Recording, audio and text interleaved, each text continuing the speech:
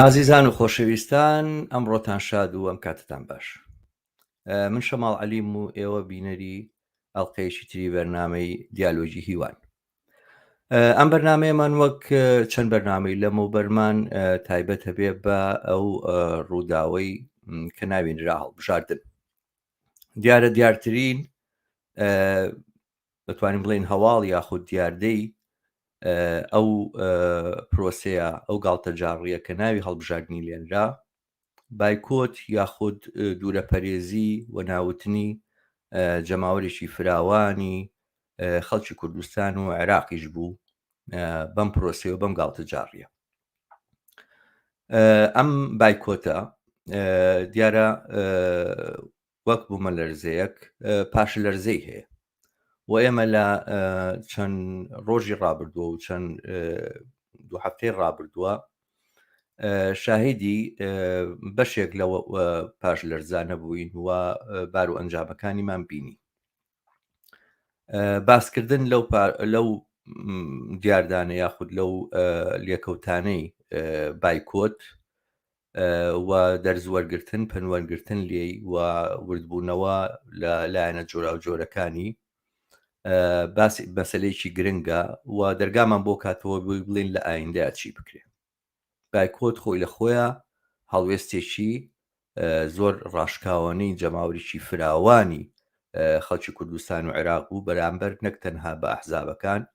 نەک تەنها بە سیاسەتەکانیان بەڵکو بەو کولی ئەو پرۆسەی پێوترێ پرۆسەی سیاسی لە عێراقا. بەڵام خودی ئەم ناوتنە ئەگەر بەدوایە نەخشەیەکی دیاریکراوە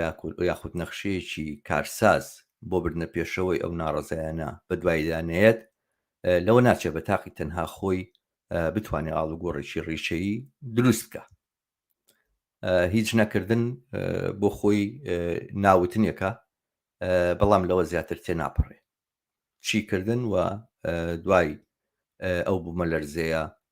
نەخشەدانان بۆ هەنگاوەکانی داهاتوو مەسەلەیەکی گرنگە. دیارە من لەم بەرنمەیە میوانێکی بەڕێزم لەگەڵایە لە بادینانەوە کە خەڵکی بادینانە دیارە بەڵام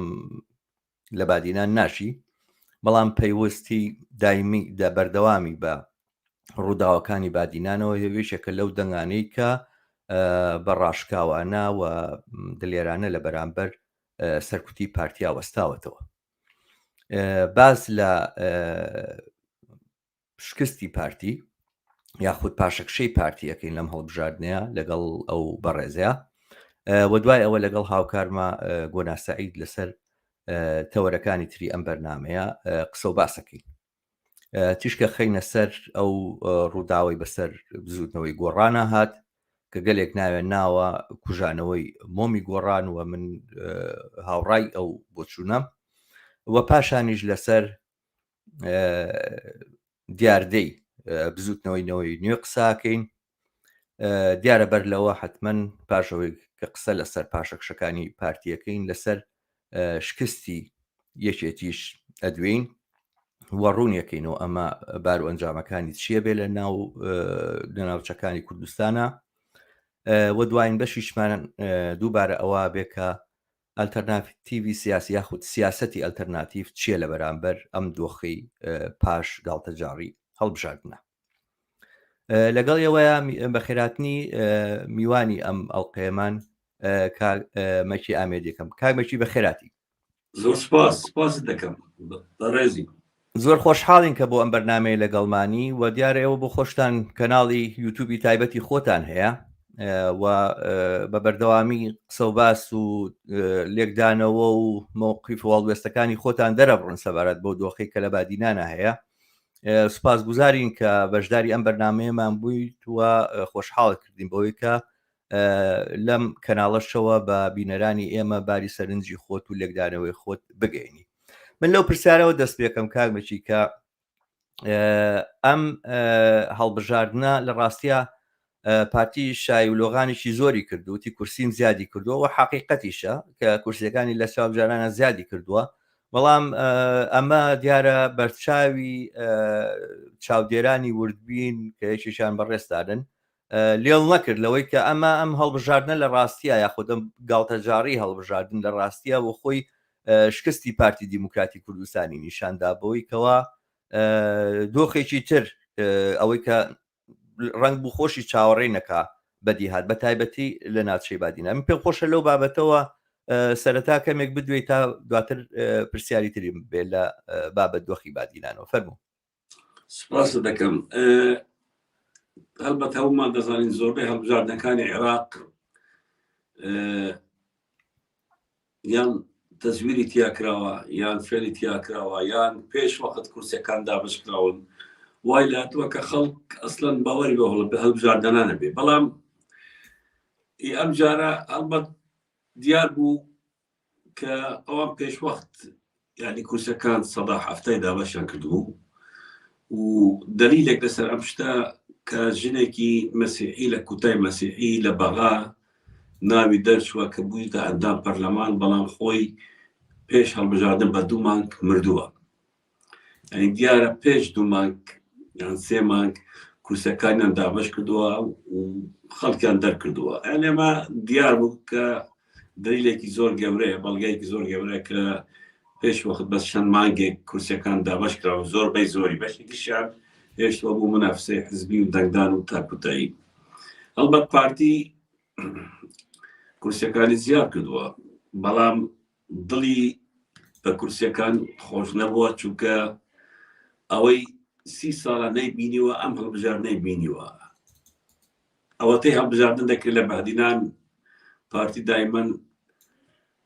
دەنگی خەڵکی زۆرینەی بەهدینان بخۆی مسوگەر کردووە و خۆی زۆری پێماندوو نەکردووە کە بەهدینان بە قەڵای خۆی دەبینێ. بەڵام ئەم جارە تووشی شۆک بوو کە لەوێ 3 کورسی لە دەستدا یەکەم دووەمیش ژمارەی دەنگەکانی لە 130,000 دەنگ کەمتری هێنا لە هەڵبژاردنەکانی تر. ئەوە خاڵێکی زۆر گرنگە کە پارتی تووشی شۆک بووە لە بەهدینان. تەمان ئەمەش دەرئەنجامی خەبات و چالاکیوانانی بەهدینانە لەم چەند ساڵی ئەخیردا کە دەنگی ناڕازی لە بەهدینان زۆر گەشەی کردووە. حرەکەی جەماوەری دروست بووە، خۆ پێشاندان دروست بوونە، خەڵک گیراوە، زیندانی کراوە. ئەمانە هەمووی دەنگی ناڕازی لە بەهدینان. بەهدینان هەڵبەت پارتی بەی خۆی دەبینێ بە مڵکی خۆش دەبێنێ دەنگەکانیشی بە خۆی خۆی دەبینێ. بەڵام ئەم جارە بەهدینان وەڵامێکی زۆر توندیاندا کە لە سەرە و نیوە بەشداری دەنگدان نەبوون کە پارتی بەقەدەر ئەندامەکانی خۆی دەنگی نهێنا. یعنی ئەو ئەندامانێک کە پارتی هەیە لە بەهدینان و ئەو پێشمەرگەیەتی بەقەدەر ئەوان دەنگی خۆی نهێنا. یعنی ئەندامەکانی خۆشی لە ئەندامەکانی خۆشی کەمتری هێنا. ئەمە خاڵێکی زۆر گرنگ بوو، زۆر سەرکەوتنێکی گەورە بوو بۆ ئەو چالاکیانەی کە ئەم چالاکەوانانەی بەهدینان دەیکەن. ئەمە وەڵامێک بوو پارتی کە ئیتر بەهدینان قەڵای تونیە، بەهدینانی بەهدینانە، بەهدینانی کوردستانە.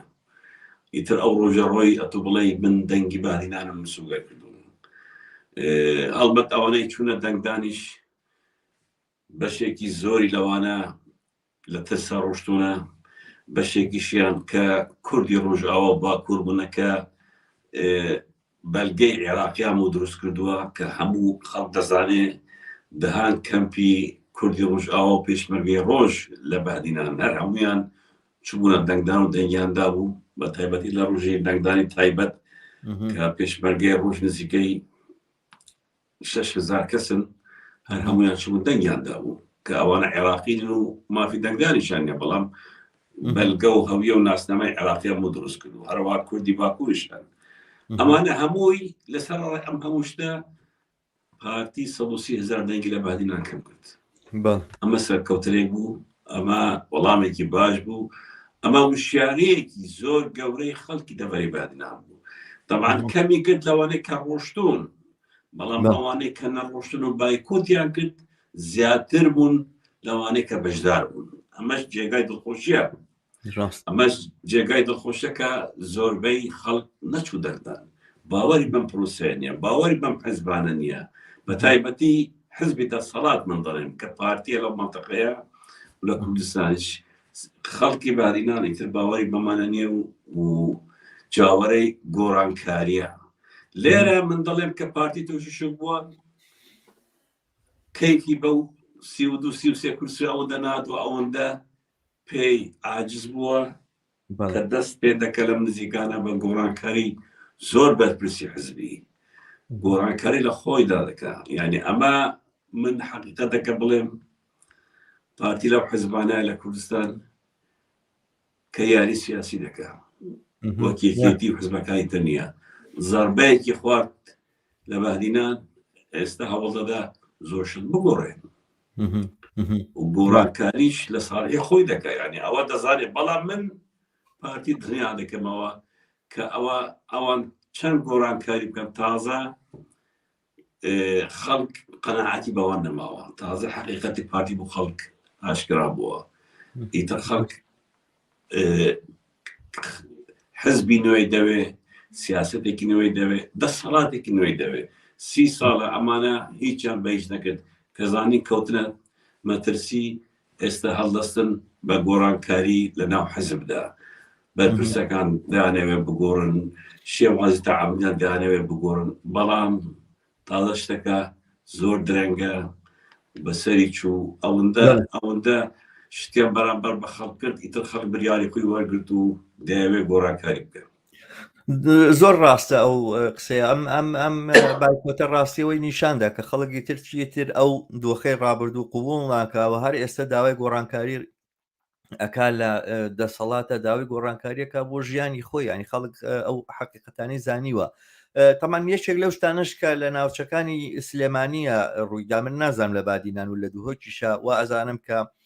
شتی لەم بابەتە ڕەنگە دووبارە و بێتەوە کە بەشیشی زۆری دەستگا ئەمنیەکان کە ناچار کرابوون بچن بەشداری دەنگدان بکەن یا خودداوانی کە بڵین موچەخۆرن یا کارمەندی دەوڵەتن حکومەتن دەنگەکانی خۆیان سووتانە بوو ینی دەنگ سووتاندن لە منتیقەی سلێمانیە زۆر زاهرێکی باو بوو من بەش بە حاڵی خۆم ئەوە نەبینی ینی تا ئێستا ئەوە بڵێم کە ڕەنگە من نادروست یا متابعەم نەکرد بێ بۆ ئەندازەیە لە منتیقەی سلێمانی ئەوانی کە دەنگەکانیان سووتان بۆ هاتونە دەرەوە ڕستیان گرتووە تاکو ڕۆژە من بەرنامەیەکم بینی هەمووی نوکتە و گاڵتە جاڕی بوو لەناو ئینەکانە نووسیبی باشترین هەڵبژاردننی من خەسوومە بۆ نمونە من یاخود ژنەکەم بە هەموو دنیا ناگۆڕمەوە یا شی لەمە بەتەنیان نووسی و لە کاغەزی دەنگانەکان هەر بۆی بسووتێ بەڵام وەکو گاڵتە جاڕی و ئەمانەش گاڵتەیان بە پرۆسەکە هاتووە ئایا ئەم شێوازەم دیاردێ لە بادینان بەرچاو کەوتووە یاخود ڕەنگی داوەتەوە یا خەڵک وێراوێنە بەڕاستی هەمانە و کارێکە لە ڕەنگە کردی بێتیان بەڵام ڕەنگە بڵاویان نەکرد بێتەوە شتی وە بیستراوە بینراوە بەڵێ بەڵێ لە بادینان ینی من بڵاوشم کردەوە لە ئەکاونتی خۆم لە فێسبوک دەها نوێ نەبوومان هات لە کاتی دەنگدانیان ناوی زیندانەکانیان نووسی بوو شێروانیان نووسی بوو ئاهێزکارەمیان نووسی بوو هەر بوو پێکەرینیش دانەیەکم بڵاو کرد کە ناوی من لەسەر نووسراوە کە دەنگیان بە مەکیامێدین داوە ینی ئەو شتە زۆر بوو لە بادینان یعنی ئەوە دەنگی پۆچەل لە بادینان لەسەرە و 28,000 دەنگ بووە کە خەڵک زەربی لێداوە 28,000 دەنگ لە بادینان کە پۆچەل بکرێ کە زەربی لێ بدەن ژمارەیەکی زۆرە ینی کاندید هەبووە بە 15,000 چوویتە پەرلەمانتە ینی ئەوانە بوو کە ڕۆشتە بوون بە مەجبوری یان لە ترسە ڕۆشتە بوون بەڵام دەنگدانەکان کارتەکان سووتاندە بوون من نمونەی بارزان بوو پێ دەڵێم من زۆر لە پێش هەڵبژاردن تاکیزم لەسەر بارزان کرد کە گەنجانی بارزان دەنگیان بسووتێنن کە چونکەوان مەجبورن بچن ناوێرن مەنتەقەیەکی عشایری تەسکە و دان ناسن من پێم وتبوو کە ڕۆشتن دەنگەکانتان پۆچەڵ بکەن ئەم جارە لە بارزان کە ئەچوون دەنگیان ئەدا جەمهۆریان ئەکرد کە چوونە تەنیشتی ئەسڵەن کارتی دەنگدانیان کە پێیان ئەدا ئیشارەت کرابوو هەموو شتێک بەس مافتە بخە ناو سندوق ئەمە لە بەرزان بەڵێ لە بارزان دەنگیان لە جیاتی ئەوانیان ئەدا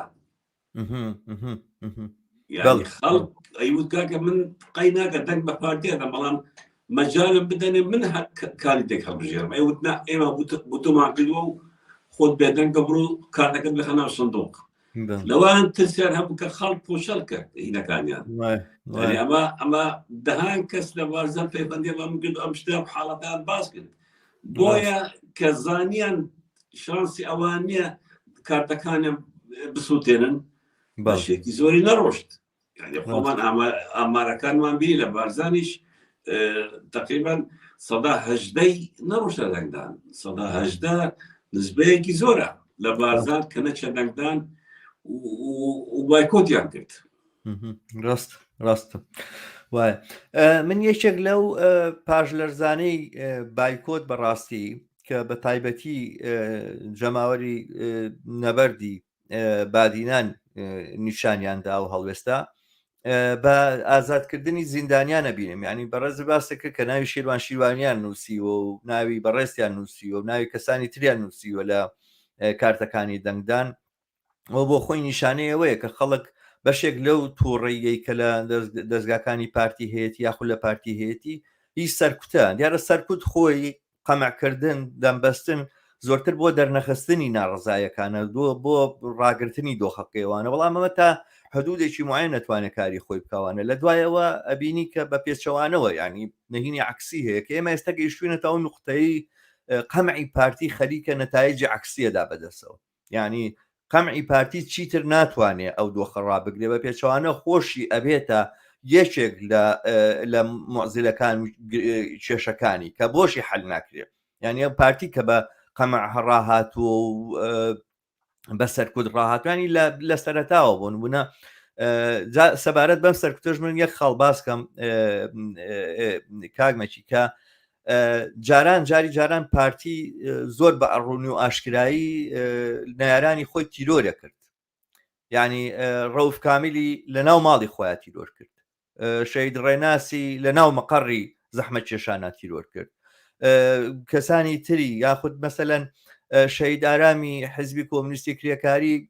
اختیطاف کرد و بە زیونەتی سووتانی لاشەکەی فڕێدا سووتێنرا بوو ینی ئەمانە ممارەساتی پارتی بوون لە قەمعوانەیە ئێستا کە دەست بۆ یاسا ئەبا بە یاسا خەڵک زیندانیەکەوانە بۆ خۆی بە جۆرە لە جۆرەکان پاشەکشەیە بۆ جۆرە لە جۆرەکان ینی تۆزێک دەستی خۆبەستنە بە جۆرێک هەوڵ باوەکو مەدەنی دەرکەوێ وەکو شارستانی دەرکەوێت کە گوایە ئەم قەمعی کە ئەیکا قانونی و یاسای بۆ دۆزیوەوە بەڵام ئەمەشیان دووبارە ئێستاکتر دادی نەدا و هەر بۆیە ئەبینین کە بەدوای هەڵبژاردنەکانە ئەو زیندانیانەوە بەشیشان ئازاد کران و قسە هەیە کە بەشی زیاتریشان ئازاد بکرێن لە داهاتوە ڕایەوە چێ بەڕێستان لەم بابەتەوە کاک شەماڵ مەسەلەی پارتی و بادینان زوڵمێکی زۆری کردووە تێرۆرێکی زۆر گەورەی کردووە من لە یوتیوب لەسەر 450 ساعت ڤیدیۆم هەیە من تقریبا نزیکی 100 شتێک حالەتی تێرۆری سیاسی باس کردووە لە بادینان کە لە 1970ەوە دەستیان پێکرد تا ئێستا لە بادینان 327 کەس تا ئێستا تێرۆری سیاسی لەگەڵ کراوە لەناو ئەو 327 کەسە 90 شتێک کەسی تەقینەوەکەی زاخ بوون کە پارتی خۆی کردی من لەسەر 100 کەس من ژیانیان باسم کردووە کە چۆن تێرۆر کراون بەدەست پارتی هەموویان زۆربەی هەرە زۆرەکانی ئەوانەی کە تێرۆر کراون بەدەست پارتیە لە بادینان لە 91ەوە تا 2007 و 8 کە لە وەختەوە زۆر کەم بوو ئیتر جگە لە وەدات و ڕۆژنامە شکری پارتی نارەکانی دایمەن بە زمانی توندوتیژی و گولە و فیشەک و کوشتن وەڵامی دەدایەوە یعنی کەسێک لەگەڵی نەبا دایان کوشت اختیاریان دەکرد هەرچی جووری توندوتیژە لەگەڵیان دەکرد و زمانی چەک لەگەڵ خەڵک قسە دەکرد بەڵام بەرخودانی خەڵک وای لێ کرد کە ئەم ڕێگایە سوودی نەبێت لەگەڵ پارتی ینی بۆ پارتی سوودی نەبێ بە تایبەتی دوای 2003 کە عێراق گۆڕا و سەدام نەما لەوێەوە ئیتر ترسیان کەوتە سەر چونکە هەبوونی ئینتەرنێت و فێسبوک و تا ئەخیری ئیتر پارتی ئەگەر چەند حاڵاتێکیشی کرد بێت لە بەهدینان زۆر گرانی لەسەر کەوتووە یان لاولێر لە تێڕۆکردنی سەردەشت عوسمانەوە ئەگەر ئێمە سێریکەین هیوەدا دهۆکیەوە هی شکری ڕێکانیەوە کە ئەمانە هەرسێکیان ڕۆژدامەنووس بوون زۆر گرانیە لەسەر وەستا پارتی ئیتر هەوڵی شتی تری دا ینی زانیت کە تێڕۆر گران لەسەر دەکەوێت ئەمریکا لە عێراقا حکوومەتێکی ترە سەدام نییە دنیا کراوە دنیا بووە گوندێک بوویتە مەسلەی دیجیتال پێشکەوتنی دیجیتال و ئینتەرنێت ئەم شتانە هەمووی بوونەتە ڕێگر کە پارتی وەک ساڵەکانی نۆتەکان ئەو تێڕۆرە نەکە ئەولیدا بەگرتن بە ترساندن بە تەرغیب بە ئیتر بەکرین بێ هەر شتێک بێ ئەو شەڕە بەرداوام بکە یعنی ئەوەی لە بەهدینان کە مەسیری بکەین ئەو چارەکوانانەی کە گیراون ئێستا زۆربەیان چەندین جا گیراون بژاری یەکەم نییە گیراون کەسێکی وەک ئەیاز کەرەم کە ئێستا 6 ساڵ زیندانی کراوە لەوانە 20 جار زیاتر گیرا بێ شێروانی چەندین جار گیراوە یعنی ئەمانە خەلفەیەکیان هەیە بەگراوندێکی سیاسی و چالاکی مەدەنیان هەبووە و گیراون ینی بژاری یەکەم نییە دەگیرە بەڵام ئەمەی کە ئێستا بوو ئەم مەجموعە گەورەیە کە گیرە پارتی زانی گەیشتە قەنەعەتێک کە ئەمە دەبیتە هێزێکی جەماوەری زۆر گەورە بەرگریشیان ناگرن بۆیە هەستا و بەرگرتی نزیکەی 70-80 کەس لە بەهدینان و تۆمەتی درۆی و بێ ئەساسیان بۆ دروست کردووە کە ئەمانە تێڕۆر دەکەن یان کوشتن دەکەن تا ئاخیری هەرچەندە ئەو تومەتانەی پارتی و محکەمەکانی پارتی و بڕیارەکانی حاکمەکانی پارتی جێگای باوەری هیچ کەسێک نەبوونە نە لە کوردستان نە لە عێراق نە لە دەرەوەی عێراق دەهان ڕێکخراوی جیهانی ئەم بریارانەی محکەمەکانی پارتی محکۆمی کردووە وەزارەتەکانی دەرەوەی زۆربەی وڵاتەکانی ئەوروپی جارێک و 2 جار و 3 جار بەیاننامەیان دەرکردووە محکومیان کردووە ئەو بریارانەی دادگای پارتی کە لە هەولێرەدا دژی ئەم زیندانانی بەهدینان ئەم نەتیجەی هەڵبژاردننی کە ئێستا بووە حتمما من پێش ئێستا شوتم پارتی گۆڕانکاری دەکا پارتی گۆڕانکاری لە جیهازی حزبی خۆی دەکا زانی کە ئەم زیندانیانە گران لەسەریان کەوت بەڵام لێرە چارەسەر ئەو نییە کە تو ئەم زیندانیا بەیانی بەردەی ئێمە لە بەهدینان دەمانەوێت بە ئازادی بژین دەمانەوێت مافمان هەبێت دەمانەوێت بەشدار بین لە دەسەڵات دەمانەوێت حزب دروستکەیت دەمانەوێت بینی ساحەی سیاسی یعنی تو خەڵکی ئێمە بگری و بەر بدەی ئێمە چەپڵ بدە بدەین ئەوە چارەسەری نییە ئەتو ئەوانە بەرش بدەی ئەم خەباتەی ئێمە ناوەستێ چونکە ئێمە خەباتێکی مەدەنی سیاسی گرتومانەتە بەر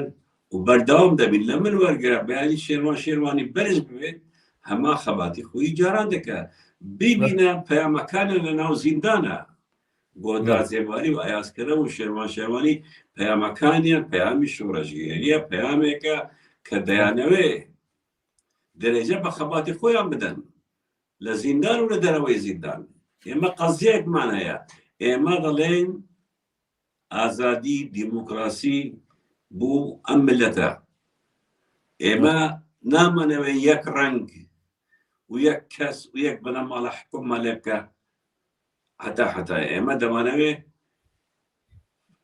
دیموکراسیەت بە چاوی خۆمان بی نەک دیموکراسیەک کە ئەوان داناوە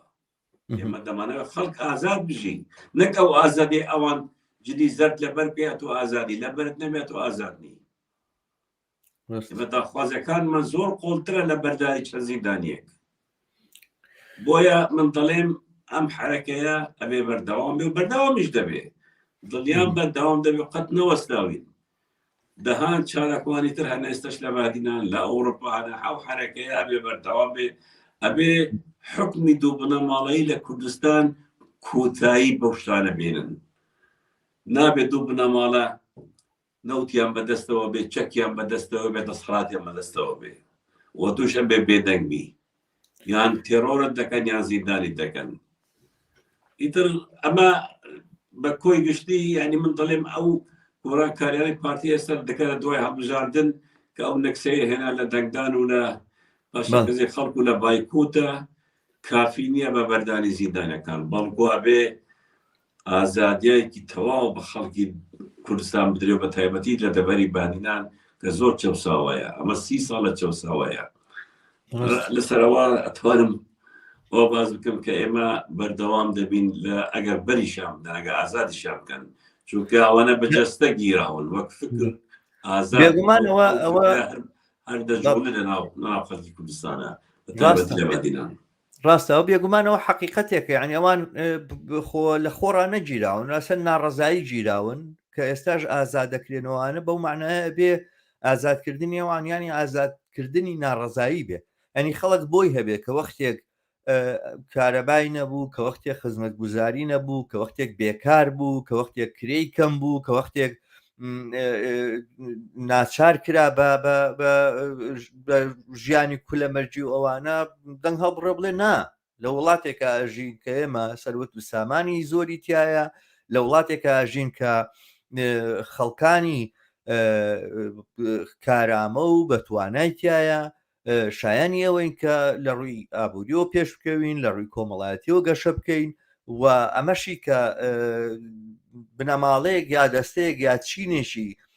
دەوڵەمەند و سەرمایەدار کە بە دەوری ئەم بنەماڵەیەشا کۆبوونەتەوە ئەوان سەروەت و سامانی خەڵکیان لە بردەسا بێ و هەموو بڕیارێک ئەوان دەری پێوانە ویتر جێگەی قوبوڵ نییە ینی خودی داواکردنی ئازادی لە بادینان و لە کوردستانە بە معنای داواکردنی ژیانێکی باشترە نەکت بە تەنهاوی کە من ئازاد بەم حیزب دروستکەم ئازاد بەم حیزب دروستکەم بۆی کەوا بە شوێن ئاوات و ئامانجەکانی خۆمەوە بووم معنای وایە ئەم دەسەڵاتە ئاوات و ئامانجی خەڵکی بەدەستنێن بەدی نەهێناوە ینی باشە بۆ بادینان کراوە ئەوانە بەڵام من حەقەتەکەی بینمەوە کە بادینانی ژوەکو هەر شوێنێکی تری کوردستان بەشێکی زۆری خەڵکەکەی هەژار بێدەرەتان ناچارەکرێ لە خراپترین دۆخی گوزەرانە بژی لە حاڵێکە کە هیچ مبەررێک بۆ ئەمە وجودی نیە غەیری ئەوە نەبێت کە چینێکی باڵادەست دەیانوێت لەسەر سەروەت و سامانی خەڵک و بە جەردەیی و بە ڕاوڕوتوانە خۆیان دەوڵەمەند بکەن بەڵێ ینی وەک جەلابەت عەرزت کرد ینی ئێمە کە دەڵێن حەزب دروستکەین عیندەمانەوێ لە بادینانە ئەو حرەکەی سیاسی هەیە مافی ئەوەی هەیە بکەوتە ناو ئەم پرۆسەی سیاسیەکە هەیەی بەبێت ترس بەبێت تووقاندن یعنی معقول نییە پارتی 30 ساڵە لە هەموو هەڵبژاردنەکان هەموو کورسەکان دەبات جار یەک کورسی بە یەکگرتووادە يعني أما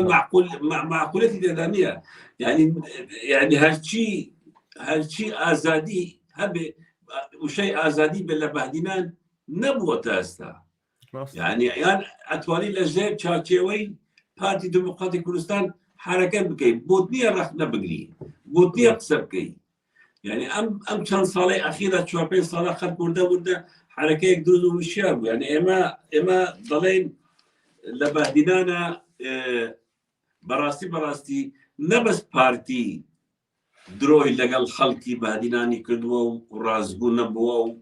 و هیچی بوو نەکردووە بەکاری هێناوە بەڵکو یەکێتیش هەماشت یعنی سێنکە ئەندامانی یەکێتی لە دهۆک لە بادینان دەگیرێنە لای پارتیەوە یەکێتی یەک قسە ناکە یەک وشە ناڵێ ئەندامانی حەزبەکانی تر دەگیرێن و تێرۆر دەکەن سەیری وەک خۆت باست کرد کاک یعنی ئەندامانی زەحمەت کێشان یەکگرتووی ئیسلامی یەکێتی ینی حزب نییە لە کوردستان بێ لە دوای 91ەوە تا ئێستا ئەندامەکانی لە دهۆک بەدەست پارتی دیموکراتی کوردستانەوە تێرۆر نەکرابن یعنی ئەم تێرۆڕەی سیاسی هەموو حەزبێکی گرتووە خەڵکی بێلایەنێکی گرتووە یعنی حزب نەبووە حرەکەیەکی سیاسی نەبووە لە بادینان جموجۆڵی کرد بێ پارتی لیان تۆر نەکرد بێ ئەمە تاکەی ئەمە ئەبێ سنوورێک بوودا بنرێ پارتی ئەبێ تێبگە کوردستان مڵکی ئەو نییە بادینان دڵی ئەو نییە ملکی ئەو نییە بادینان خەڵکێکی دای تێدا دەژی دەیەوێت بە ئازادی بژێ بە ئازادی هێزر بکە دەیەوێت شێوازێکی حکومڕانی دیموکراسی ببینێ وەک هەموو جیهان ئێمە کویلە نین ئێمە عەبدی بنەماڵەی مەسعود بارزانی نین ئێمە خەڵکێکی دەمانەوێت بە ئازادی بژین و کۆتایی بەم دکتاتۆریەتە بێنین. ئەو داهاتەی لە دهۆک هەیە داهاتێکی زۆر گەورە، گومرکی ئیبراهیم خەلیل، گومرکی سێمارکە بەرەو ڕۆژئاوای کوردستان سەدەها ملیۆن دولاری لێدێ. بیرە نەفتەکانی تاوکێ لە زاخ و ئەمانە هەمووی هەیە، بەڵام خەڵکێکی هەژاری لێیە، خەڵکێکی لێیە 3 ساعت و 4 ساعت لە سرەی بڵێکی خاص دەوەستێ، یان ئەچێ بۆ بنزین ئەبێ چەند ساعتێک بوەستێ. ئەمە هەمووی خاڵی زۆر گەرنگ بەستراون بە ژیانی خەڵکێک کە دەک بە پارتیادن. ئەوانە هەموو دەری پارتینە. ئێستا تێگەیشتن پارتی هەر درویان لەگەڵ دەکە. پارتی نەبەست مافی خەڵکی نە پارتی دەخوا، بەڵکو پارتی یان بنەماڵەی مەسعود بارزانی مافی ئەو کەسانە دەخوا کە پارتین، کە دەنگیش بە پارتی دەدەن. بۆیە دەنگی پارتی لە بەهادینان کەمی کرد، بەقەدەر ئەندامەکانی خۆی دەنگی نهێنا. ئەوە خاڵێکی زۆر زۆر پۆزیتیڤە لە گۆڕانکاری لە وەزعی گشتی دەوەری بادینان.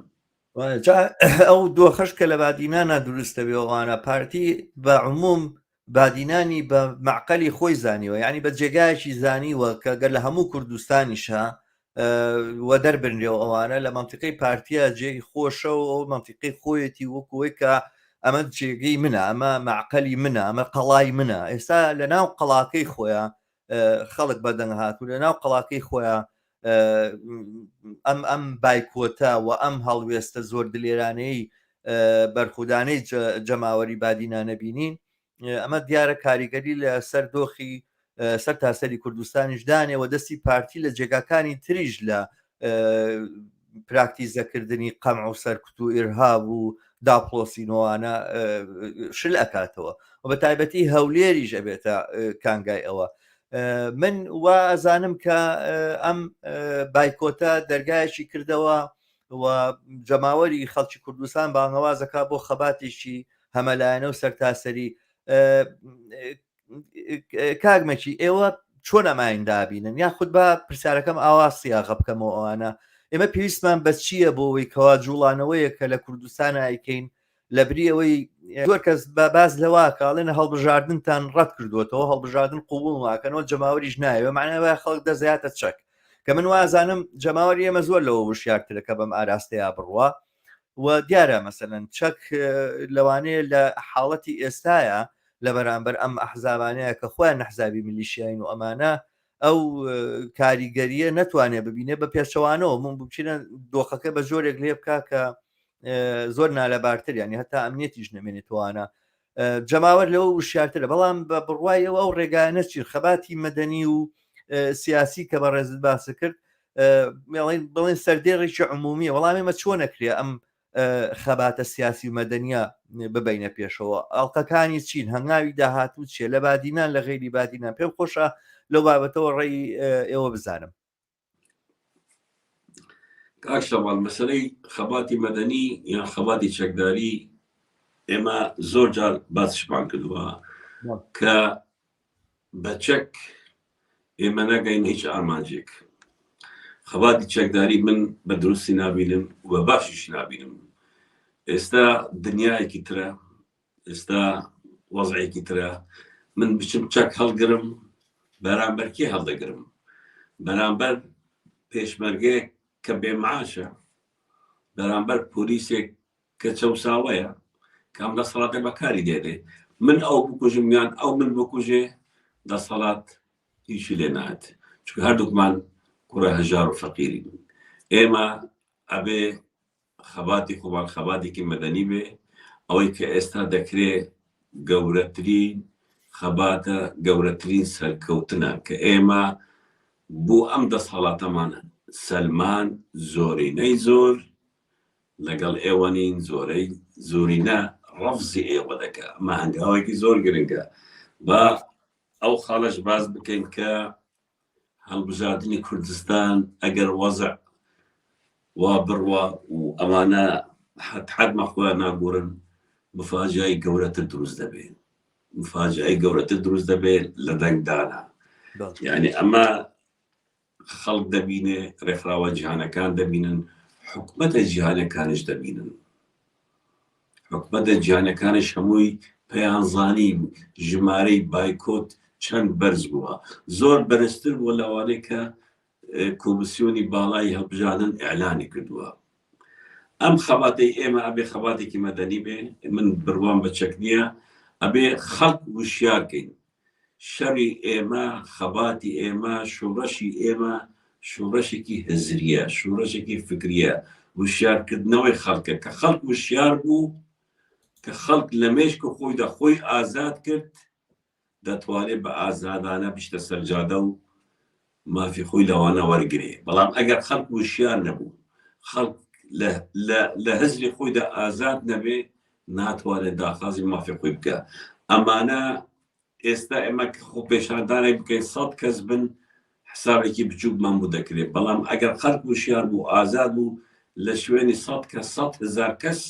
بچنە سەرجادە، ئەو وەختە ئەم دەسەڵاتە خۆی لە خۆیدا دەڕوخێ و نامێنێ. ئەمانە ئەبێ ئێمە ئەو فرسەتیان نەدەینێ بڵین خەباتی چەکداری، چونکە ئەوان لە بەهانەیەک دەگەڕن کە ئێمە دەست بوو چەک ببین، تاکو دوست و دژمنانمان بێنیتە سەر خەڵ بڵێت ئەمانە تند و تیژن و چەکیان بەکارهێناوە. زۆر هەوڵاندن ئەو زیندانانەی بەهدینان مەسلەی چەک و کوشتن و ئەوانیان بخەنە پاڵیان، بەڵام هیچ دەلیلێکیان نەبوو. ئێمە بەڕاستی من خۆمە شەخص باوەریم بە شەری چەکداری نییە، خەباتی چەکداری نییە. من دەڵێم ئێستا عەسری ئەولەمەیە، عەسری ئینتەرنێتە، سەردەمی فێسبوک و تویتەر و دەهان کەناڵی سوسیال میدیای جیهانیایە کە دەتوانی هەموو شتێک بکەی، پێویست ناکە دەست بە کلاشی کورددا بن. چەک مەرحەلەیەکە ڕۆی ئێمەی کورد ئەبێ چەک لەلایەکە دانین، بە تایبەتی لە کوردستانی باشوور. من باسی پارچەکانی تر ناکەم کە لەژێر زۆڵمی دەوڵەتی داگیرکرد، بەڵام خۆمان دەتوانین شوڕەشێکی هزری بکەین، شوڕەشێک بکەین، خۆمان ئازاد بکەین، خۆمان پەروەردەکەین. پەروەردەی مرۆڤی کورد زۆر گرنگە. ئەم 30 ساڵە ئەمانە خەڵکیان فێری درۆ کردووە، فێری سەختەشیان کردووە، وان لە خەڵک کردووە کە باوەری بەخۆ نەبێ، وان لە خەڵک کردووە کە ئەنتیمای وەتەنی و نیشتیمانی نەبێ کە ڕابکە بچتە دەرەوەی وڵات. ئەبێ ئێمە دووبارە خەڵکی خۆمان پەروەردە بکەین و دروستی بکەین. پەروەردەکردنی خەڵک گەنج ئەرکێکی گەورەی ئێمە کە ئێمە توانیمان ئەم گەنجانە پەروەردە بکەین، پەروەردەیەکی نیشتیمانی لەسەر ئەساسی مافی مرۆڤ و ئازادی و دیموکراسی. ئەو وەختە ئەمە گەورەترین چەکە ئێمە بتوانین بەرامبەر ئەمانە بەکاربێنین. دەلیلیش ئەم بایکوتەی کە ئێستا بووە، ئەم بایکوتەی ئێستاوە لە فەراغێک نەبووە. ئەم دەسەڵاتە دەهان کەناڵی میدیاییان هەیە، ناتوانی قەناعەت بە خەڵک بکەن و بچنە دەنگدان، چونکە خەڵکیش کەناڵی خۆی میدیایی هەیە، خەڵکیش فێسبووکی هەیە، تویتەری هەیە، ئینستاگرام و تیکتۆکی هەیە. ڕاستیەکانی ئەم دەسەڵاتە هەمووی بڵاو کردەوە، زۆرینەی زۆری باوەری کرد بە خەڵکانی نەڕازی و باوەریشیان بە دەسەڵات نەکرد و نەتیجەکەشمان بینی. ئەمە جۆرێکی مۆدێرنی شۆڕەشێکی هزری کە ئەبێ ئێمە لەسەری ئیشکەین و بەردەوام بین. زۆر باشە، من زۆر سپاس دەکەم. نازانم ئەگەر شتێکم بیر چوو بێ پرسیارێک ئەگەر بەڕێستان ئیزافەیەکی ترتان هەیە، ئەگەر نا زۆر خۆشحاڵت کردم بەم بەشداریەت کاکمەکی. ئێوەش دەکەم کام دەفتەدەم بە مندا بە بڵێن کوردی سۆرانی قسە بکەم و بینەری ئێوەی بەڕێزی سۆرانەکە زۆر باشە. من زۆر کوردێکی سۆرانی باش قساکەی بێغەل و غەش بێ دووکەڵ داهین لە نێچیر و لە بەسوور زۆر باشترە. بەرحاڵ کامێکی من لە کۆتاییەم قسانەیە ئەوە نەبڵێم، بە بەڕوای من پەیوەندیەکانی بینی ناڕەزاییەکان یاخود تۆڕە ناڕەزایەکان لە ناوچەکانی بندەسەڵاتی یەکێتی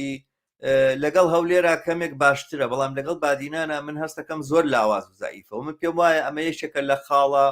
لاوازیەکانی ئەم ژوڵانەوە ناڕەزایی کە لە کوردستانە هەیە و مێدەوارم مە بتوانین یعنی هەر لە ڕێگەی میدیاشەوە بێ بتوانین ئەو کەناڵانە بکەینەوە کە بەم ئەزمونانەی یەکتر ئاشنابینەوە پێکەوە لە یەک سەنگەرا و ئەم تۆڕە ناڕزایانە فراوان بێتەوە سەر تاسەری کوردستان بگرێتەوە چونکە من بۆ خۆم بڕوام وایە کە بایکۆت هەڵوێستێکی زۆر جوامێران و زۆر دلێرانەی جەماوەری کوردستان بوو زۆر هوشیارانەی جەماوەری کوردستان بوو بەڵام لەو ئاستەیە بمێنێتەوە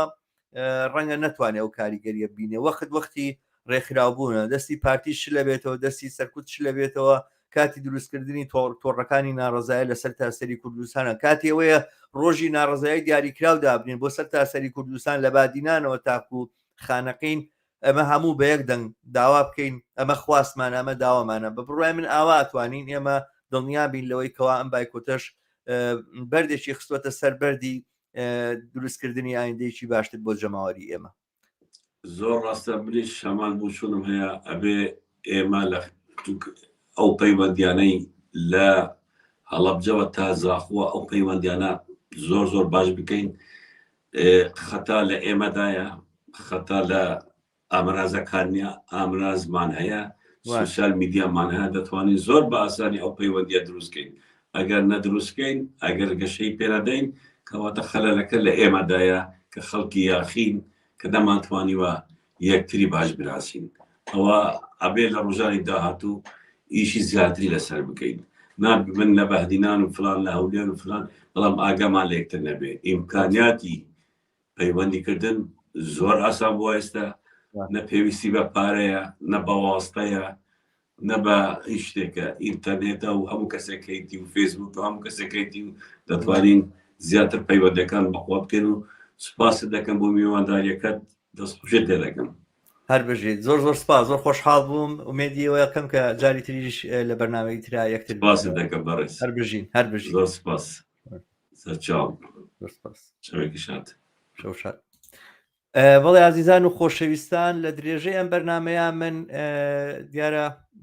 هەنێک جوانی بی مەسایلێکمان باس کرد سەبارەت بە بادینان بەڵام پاش لەرزەکانی بایکۆت تەنها بادینان نییە سەر تاسەری کوردستانی گرتوۆتەوە و من لەمە بەدوا لەگەڵ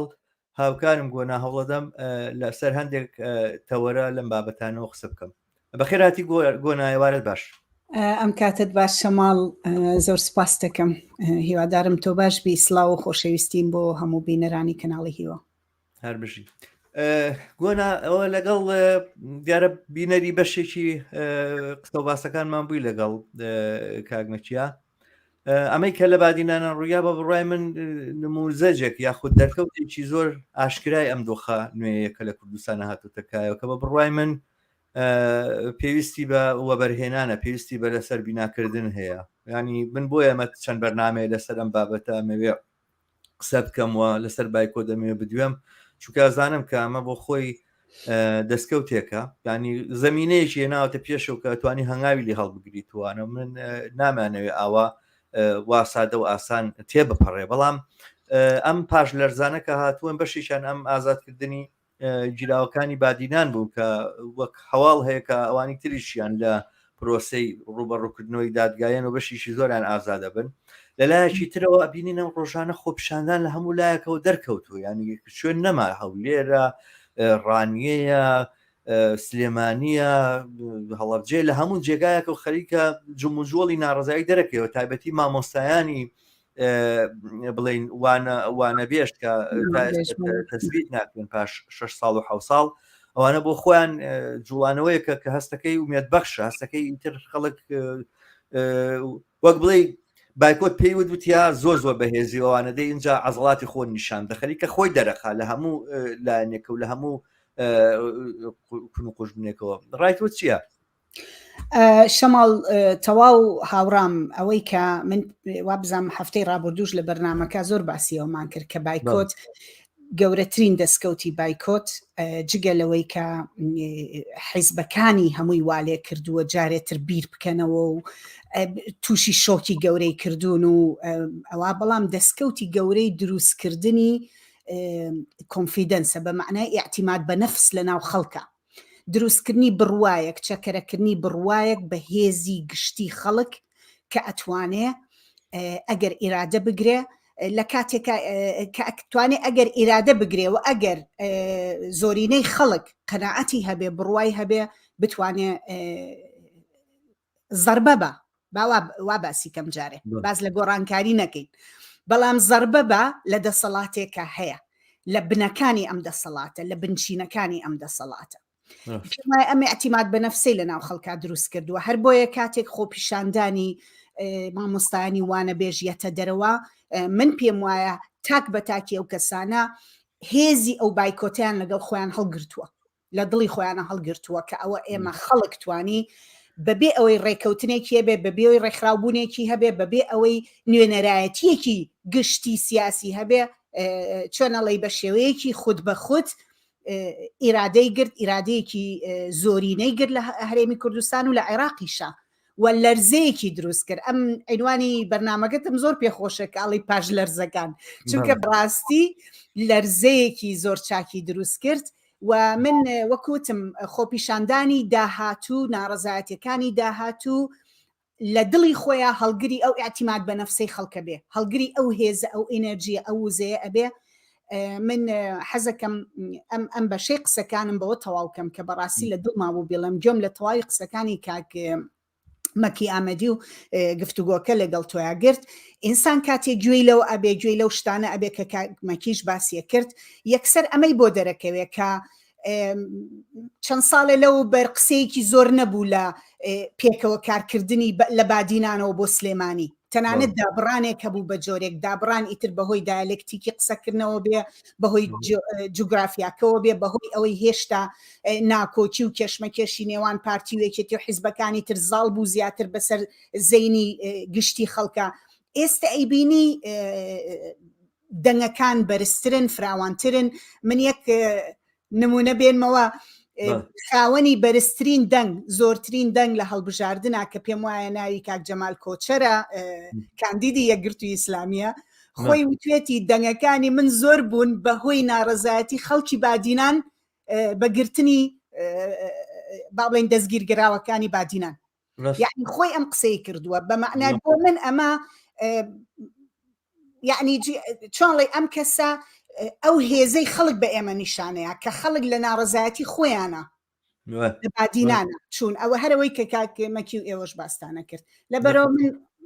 هەر قسەکەم بۆ تاواکەم وزەیەکی گەورەیە دروست بووە تازە گەڕانەوەی نییە تەنها ڕێگەی ئەوەیە کە لە ناڕەزایەتیەکانە ئەیبینینێتەوە سەرێ ئومێدەوەیە کام وزەیە ڕێک بخرێەوە ئاراستە بکرێەوە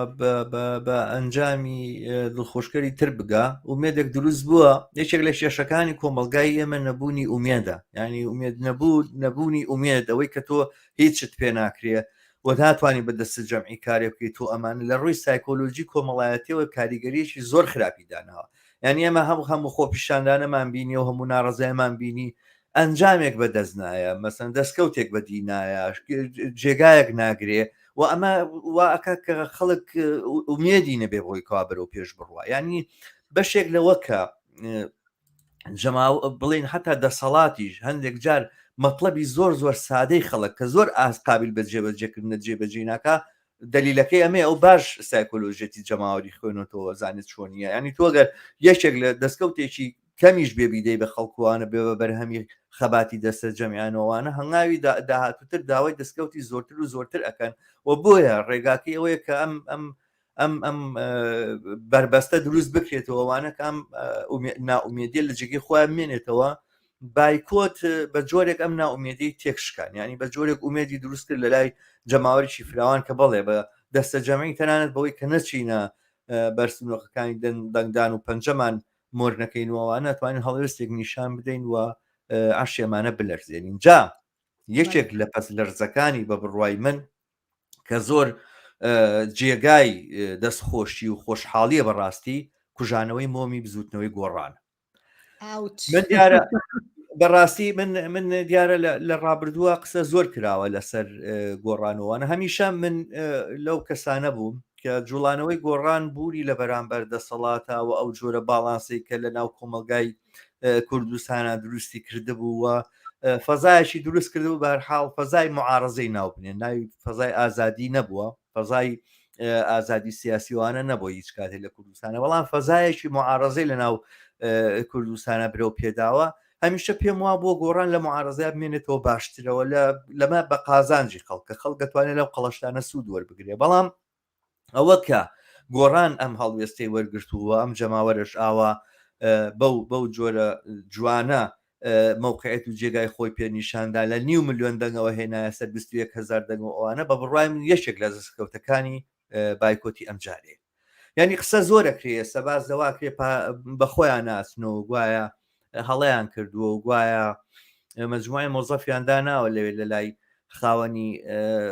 کۆمپانیاکەکە گۆڕانیش کۆمپانیایەکە گۆڕان کۆمپانیایەکی سەرمایه‌داریە کوڕەکانی نەوشیروان سەرمایەکەیان بەدەستەوە ئەوانەی چرخێنن مەجموعی مۆزەفیاندا ناوە لەسەر ئەو گردە گوایمانە ڕابرن و نازام چێ سەبەتانانە و مۆزەفانە بگۆڕن و مۆزەفی کە بێن و گوای دۆخەکە چارەسەر بکرێوەمانە کە ئەمە بۆ خۆی خەونیەکە من بە خەونیە بینمەوەمانە وا ئەرزانم کە ئەمە یەکێک لە ڕاستی دەستکەوتەکانی ئەم بایکۆتەیە کە ئەم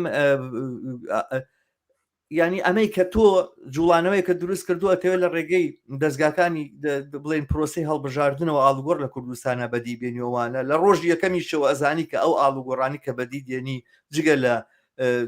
گۆڕینی دەموچاوەکان شتێکی ترنیەمانە فێڵێکە لە خەڵکێکی سەرنجام لە پرۆسەیەکی دیاریکراوە جەماوەت بەو ئەنجامەکە هیچ کە بڵێ ئیتر ئێستا کاتی ئەوەیە ئەم پەردەیە لابرین ئەم درۆدە لە سەیە ئەم فێڵکردنە ئەم خەڵک خەڵەتاندنەوە ئەمانە جێگای نابێتەوە ئیتر و ئەمانە بێ بڕۆنەوە موقعیتی خۆیان وە بە بڕای من بە دەستکەوتێکی باشی ئەزانمەوە پێم وا بێ ینی بە ئەندازەی شکستی پارتی لە بادینان فەشەلی بزوتنەوەی گۆڕان کوژانەوەی مۆمی بزوتنەوەی گۆڕان کە بە بڕای من مۆمەکان کوژاوەتەوە تازە بە هیچ شتێدا ناگیرسێتەوە دەستکەوتی جەماوەر بۆ لەم بایکۆتەیەکە کرا شەماڵ من شتێگەڵێم هیوادارم لەسەر نەکەوێت بەڵام من پێم وایە ئەگەر پارتی وێکێتی چەکیان لێدا ماڵی و ئەگەر ئەو پارە و سامانەی کە چەنەها ساڵە خستویانتە گیرفانیانە و دەستگا جاسووسی و تونند و تیژی و داپلۆسێنەرەکانی خۆیان پێ دروست کردووە لە ماوەی چەند ساڵێکا وەکو بزوتنەوەی گۆڕانیان بەسەریەت من پێم وایە خەڵک بە دەنگدان بە بزوتنەوەی گۆڕان لە دوو دەورەی ڕابردووە و بە دەنگ نەدان پێیان لەم دەورەیە پراکتیسی دیموکراسیەتی خۆی کرد بەمعنای چی گۆڕان بزوتنەوەیەک بوو پارەی پێ نەبوو بیا بە خەڵک چەکیشی پێ نەبوو با بڵین چەکێکی ئەو تۆی پێ نەبوو بڵێ بۆ نمونە دەستگایەکی داپلۆسێنەر و نازان ئەمانە هین بکە و لە هەمان کاتە هیچ ڕێگایەکی شۆڕژگێڕانەی نەخستە جیاوازی نەخستە بەردەم خەڵک یعنی لە سێشت نەهێزی داپلۆسێنەری چەکداری پێبوو نە پارەی پێبوو کە بتوانێ ئەو نەیە کلاینتلیزم یعنی کڕیاری بکە لەگەڵ دەنگدەر و ئەمانە و نە ڕێگەیەکی با بڵێن چۆڵی بەدیلێکی دروستی بۆ ئەم سیستەمە پێبوو هاتەوە بە اعتیماد بە هەڵبژاردن و بە پەرلەمانتاریەتی بە پشتیوانی دەنگدانی خەڵک ئەها من لێرەوە ئەڵێم خەڵک پراکتیزی دیموکراسیەتی خۆی کرد لەم ڕێگەیەوە بە پشتیوانی بە دەنگدانی خەڵک چووە سەرەوە و هەر ئەو خەڵکە هێنانەوە خوارەوە لەم بۆچی لەبەر ئەوەی وەڵامی نەیایەوە نەک وەڵامی نەیایەوە بەو شتانی کەوت بووی کە بڕیاری دابوو کە وەعدی یابوو کە دەنگی خەڵکی بۆ ڕاکێشا بوو هەر بۆیە خەڵک ئەچێ خەڵک هیچی نییە لە دەستی با لەگەڵ بزوتنەوەی گۆڕانە دەنگی پێ ئەیە ئەگەر باش بێت دەنگی پێ نایە ئەگەر بزانێ خراپە بەڕای من ئەمە حرەکەیەکی زۆر شۆڕژگەڕانی خەڵک بوو لە بەرامبەرنا و من لەگەڵ چەند کەسێک قسەم کرد کە پێشتر ببورە دەنگدەری گۆڕان بوون ئەو دەنگدەرانی گۆڕان کە پێشتر بە دڵ و بەگیان ئەمەیان کردبوو ئەم جارە دەنگیان نەیابوو بەڕاستی هەستیان بە هینە کرد بەهێزە کرد بەقوتیانە کرد وەک فرد باسەکەم جاتۆ باز ئێمە لە باس لە چەند هزار کەسەکەین چەند سەد هزار کەسێ کە دەنگیا بە گۆڕان و ئەم جارە لەو چەند سەد هزار کەسە 18,000 دەنگیایەوە ئەبێ ئەمە سیرکەین یعنی ئەمە بۆ خۆی نمونەیەکی زۆر زیندووە ئەگەر تۆ هێزی داپلۆسێنەر و نانبڕینی خەڵکی بەدەستەوە نەبێ لە کاتی هەڵبژاردنە خەڵک ئەتوانێ بتخاتە سەر دەسەڵات و بشت هێنێتە خوارەوە لەسەری بە بڕوای من ئەمە ئەبێ ببینین لە بزوتنەوەی گۆڕانە نەوەی نوێ وەزعی لەمە باشتر نابێ بەر لەوەی بچینە سەر نەوەی نوێ زان مۆژوی شەکە لە تەوەرەکانمان نەبێ قسێک لەسەر نەوەی نوێش بکەین بەڕاستی ئەمە کاریکاتێریشی معارەزەیە وەکو جاری پێشوش باسم کرد بەڵام بەر لەوە من پێم خۆشە لەسەر خاڵە قسە بکەم کەس گەلێک لە گۆڕان خوازان وانەی کە باسی ئەزمموی گۆڕانەکەن وانە قسەی لێکن ئەگەڕێینەوە بۆ پەیامەکەی نەوشیروان و ئەگەڕێینەوە بۆ خەتەکەی نەوشیروان و ئەگەڕێینەوە بۆ ڕابردووی نەوشیروان نەخشانوێتی و نەوشیروان وای کردومانە بە جۆرە لە جۆرەکان قوتسیەتیان لە کەسێک دروست کردووە کە هیچ جێگای قوتسیەت نییە بەڕاستی نەوشیروان مستەفا باسی ڕابردووەکەی ناکەمەوەی کە لە ڕابردووە چی کردووان هەر لە بزوتنەوەی گۆڕانەوە باسێکم ئینسانێکی تەواو دیماگۆک قسەی شتێک و کردەوەی شتێکی تر یعنی باسەکەی لەسەرەوەی ساڵێن وڵا ئەوای نەکردووە ئەمە فێڵی لێکراوە گوایە وەسیێتەکەیان نەناوە نازانم فڵان کەس ئاگای لە وەسیێتەکەی هەیە وەسیێتەکەی وانییە و کۆمپانیەکەی بەجێ نێشتۆ بۆ کوڕەکانیوانە بەم جوانی خۆمان جۆمان لێ بوو باسی ئەحزابیە کردو ئەوانە ئەیوت ئەحزابی خێزانی سیاسی دیاردەیەکی سیاسی مەئلوفە لە پاکستانە هەیە لە لوبنانە هەیە و لە کوردستانی شائبێت و کێشە نییە نەوشیروان مستەفا خۆی منهەجی خێزانی سیاسی هەبوو نەوشیروان مستەفا خۆی سەروەت و سامانەکەی بۆ مناڵەکانی جێهێشتووە نەوشیروان مستەفا خۆی ئەم بناغەی داڕشتووە ئەمانە ئەگەڕێیتەوە بۆەوە کە چی باوکی هەژاران و کەمرد مەلاینێکی لێ بەجێ ماوانە و چەند پرۆژەی اقتصادی و ئەمانە هەمووی بکرێتە دەستی دوو کوڕەکەی و تەنانەت کچەکەشی مەحروم کرد ینی هەتا لە هەنێک لەهێنا هەتا ئەوەشیانی هەر بە منهەجە ئیسلامەکە کردووەوانە دوو کوڕەکەی کرد بە وەریسی خۆیەوانە بزوتنەوەکە و هەموو سیاسەتێکی دانە دەستەوەوانە باسەکە ئەمەیە ئەگەڕێیتەوە بۆ منهەجی چی بۆ منهەجی چێ ئەم بە دروستکردن و قەت قوسیە دروستکردنە چییە لە ڕاستیە هەموو خەڵک هەموو ئەواقع بۆ خۆیان هەر چۆنە باسێکن باسیکەن بەڵام هەموو خەڵک لە ئەو شتانی کە لە دوای مردنی نەوشیروانەوە هاتە بەرچاو و ئاشکرا بۆمانە هەموو خەڵک ماهیەتی نەوشیروان و ماهیەتی ئەم منهەجەی کە ئەو باسی کردومانە بۆیان دەرکەوت تەنها ناڕزایی نەوشیروان ئەوە بوو کە بنەماڵەکان و حیزبەکانیان حکم نەگرن بەدەستەوە حیزب تێکەڵی حکومت نەکرێتوانە نەک حیزبەکان مڵکی بنەماڵەکان نەبن نەخێر ئەو گۆڕانی وادا نابوو کە لە دوای خۆی کوڕەکانی ببن بە وەریسی و ئەوان ببن بە خاوەنی هەموو شتێکەوەوانە ئەزانی لە ڕووی سیاسیەوە توانان نیە ئەیزانی لە ڕووی ئیمکانیەتی فکری ئەوانەوە ناتوانن بارتەقای هیچ کام لە هەتا لە کادرەکانی وەسەتی گۆڕانیشا ببنەوەوانە چکە هیچ نین بە حیاتی هیچ نەبوون و هیچیان لە سیاست نەزانیوە پارەیانە دەست ئەملاکەکانیانە دەست بۆی مەکانەتەکەی خێزانەکەی خۆی بمێنێتەوە ئەمە حەقیقەتی نەوشیروانەوە مە حەقیقەتی ژوڵانەوەی گۆڕانە لەبەرەوە بە بڕوای من بۆ مەکەیان کوژاوەتەوە و دە جاری تریش بچن بۆ ئێران و بیانەوێ بڵێن هین وەربگرن زەمانە دووەربگرن لە ئێرانەوە ئەمانەکە لەگەڵ یەکێتیا و لە پەنایەکێتی ئەمانە وردۆردە بمێنەوەوانە متمانە بە دەستبێنن و متمانێ بە دەست نایەنن و ئەو دەرگایان لێ داخراوە و ئەوانەشی کە تا ئێستا لە ناوم جوڵانوێ ماونەتەوە و گوایە پیان وایە لەمەوە ئەتوانن بە جێگایە بگەن بە هەر ئامانجووینێکەوە بە زۆر بە باشیەوە بزانن کە ئەمە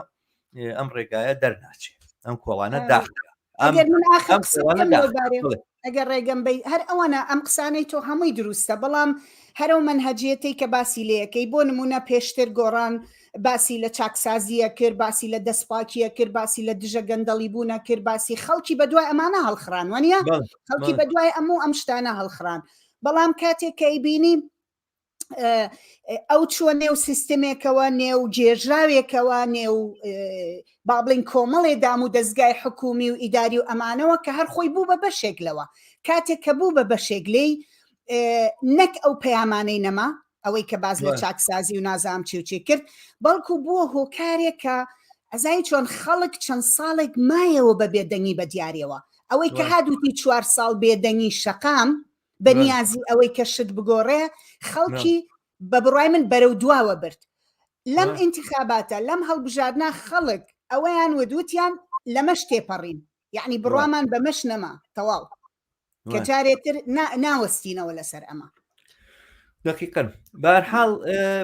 باسی سێەممان میحوەری سێمان کە ئەمڕۆ قسەی لەسەر بکەین لە پاش لەرزەکانی هەڵبژاردن یاخود بە بڵێن چی وڵات یەشێک لە کاریکاتۆرەکانی ئەم بایکۆتەوە ئەم هەڵبژاردنە یەشێک لە جەنبە بڵێن ئەوە نییە ماکس قسەیەکی هەیە لێ دیاردەکان دیاردە مێژوویەکان دووجار دووبارە بنەوە جارێک وەک تراجیدیا جارێک وەک مەهزەلە بە بڕای من ئەگەر گۆڕان تراجیدیای ناڕزایی جەماوەر و ئۆپۆزیسیۆنی کوردستان بێ ئەوانە ئەم بزوتنەوەی نەوەی نوێیە مەهزەلەکەیەتی یعنی حزبێک دروست بووە ساحێبەکەی و ڕئیسەکەی و بڕیاردەرەکەی و خاوەنی کۆمپانیاکەی و خاوەنی میدیاکەی و قسەکەرە ڕسمیەکەی و هەموو گینەکەی یەک کەسە یەک دانەکەسە باشە ئەم کەسە هاتووە لێ وەڵا ئەم حکومەتە متەمەدین نییە و مەدەنی نییە و شارستانی و نازانم چیۆمانە هینی بەڕاستی ئینسان ینی ترامپ لە ئەمریکاشە گاڵتەجار بوو بەڵام ترامپ آخر ماوەیەکی دوور و درێژە ناو پارتی کۆماریەکانە بووە و ئەوانە مەسەلەن شتێک بۆ آخر ئەم کەسە چییە ئەمە چۆن ئاوا ئەتوانێ ببێ بە این بە بڕای من بەشێک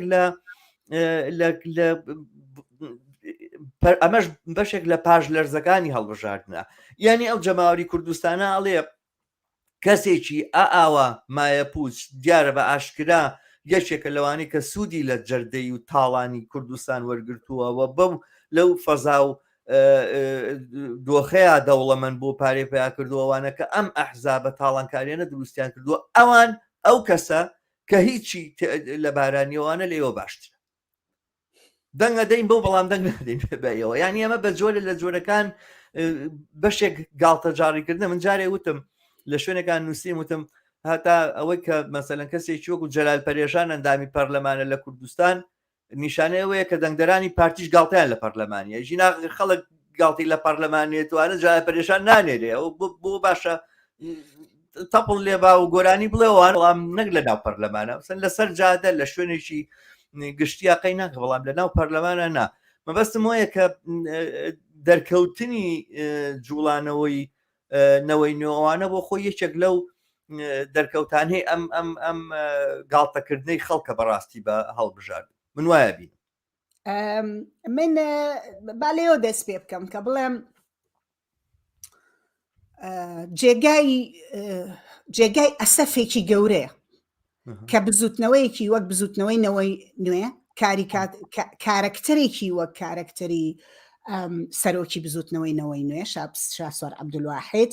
لەم ڤاکیومەیە لەم گێژمە کێژە لەم گێژاوەی مەسەلەی هەڵبژاردن و ناڕەزایەتی لە سەتانەوەتی خەڵک بە دەسەڵات و بە حیزبەکانی ئۆپۆزیسیۆن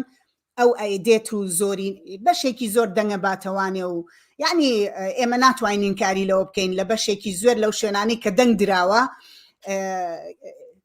ئەوانەی نەوەی نوێ با بڵێن لە ڕیزی پێشەوە بوون زۆرترین دەنگیان هێناوە کابرا خۆشی حەپەسا بۆی و من دەنگەکەم خەڵک هیچ لە سیاسەتیش نازانم کەچی زۆرترین دەنگم هێناوە یەکەم کەسم لە بازنەکەی خۆمە جێگای ئەسەفە بۆچی بە بڕوای من لە غیابایە لە غیابی ئەوەی کە تۆ خەڵک بەدیلێکی یا شوێنێکی تر یا حرەکەیەکی سیاسی تر یا شتێکی تر نییە بۆی کە بڵێ من ئەڕۆم پشت بەمە ئەبەستم بەڵام نیەتی ئەچێت دەنگ بەمەیە کە ئەمە یەکەمیان جێگەی ئەسەفە بەڵام دووەمیشیان ئەوەی کە یعنی من پێم وایە تەمەنینەوەی نوێ بەقەدەر تەمەنی گۆڕان بڕناکە بۆچی لەبەر ئەوەی خەڵک یەکەم تەجروبەی وەرگرتووە تەجروبەی لە وعد و وعودی جۆرا جۆرەمانە وەرگرتووە دووەمیشیان ئەوەی یعنی هەر خۆی زۆر پێکەنی ناویە تۆ کەسێک کە سەرمایەدارە کەسێک کە کرێکارەکانی نایە هی بزنسەکەی کە ئەمە معلومە کەسێک کە خەڵکێکی زۆر قەرزارین و قەرزەکانیان نایەتەوە بە خاوەن پشکەکانی ئەم کەسە جێگای یعنی مەهزەلەیە یەت نوێنەرایەتی لە داواکاری و خواستەکانی خەڵکی کوردستانەکە کە چییە کە بەرامبەر بە هەژاری ئەوەستنەوە بەرامبەر بە خزمەت گوزاری ئەوەستنەوە ژیانی شایستیان پێویستە خوێندنیان پێویستە تەندروستیان پێویستە یعنی چۆنەڵی ئینسان کە بیری لێ کاتەوە ئەم دووشتە لە یەک تایتەرازووە جیان نابێتەوە. کابرایەکی سەرمایەدار وەک تۆ باست کرد لە نەتیجەی ئەزمە و لە نەتیجەی ئەوەیە بووە بە سەرمایەدار و ئەمانە لەم لایشەوە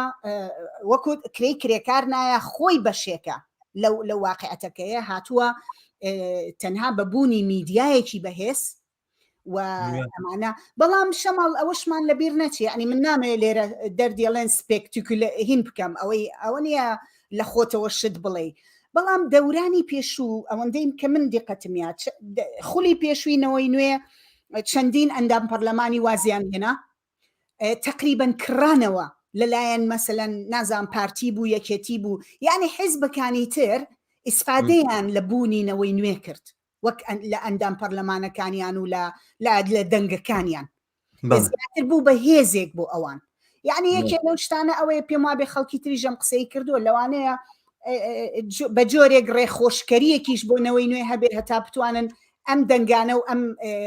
هینانەی بەکار بێنەوە لەوانەیە ماوەیەتر واز بێنن مەجموعەیەکیان وەکو جاری پێشوو نازام لە بیرتەیاننا. بەڵێ من نەزانی چۆنە من پێم وایە ئەم قسەیە کە لێرە هاوڕێ عیماد عەلی کردوێتی ئەڵێ ئەگەر بایکۆت هەنگاوی تری بە دوایانەیە ئەم دەسەڵاتە دەرە چارەسەری بۆ مشتێک هەیە بۆ نمونە یەکێک لەوانە نەوەی نوێ کەسانی وەکو شاسوار، یعنی حقیقەتەکەی وایە، یعنی بەشێک ئەوەی کە بایکۆت نەیتوانی بەو زەخامەتەوە کە ئەیتوانی دەرکەوێ وجودی شاسوار بوو. یعنی شاسوار لەم دۆخەیە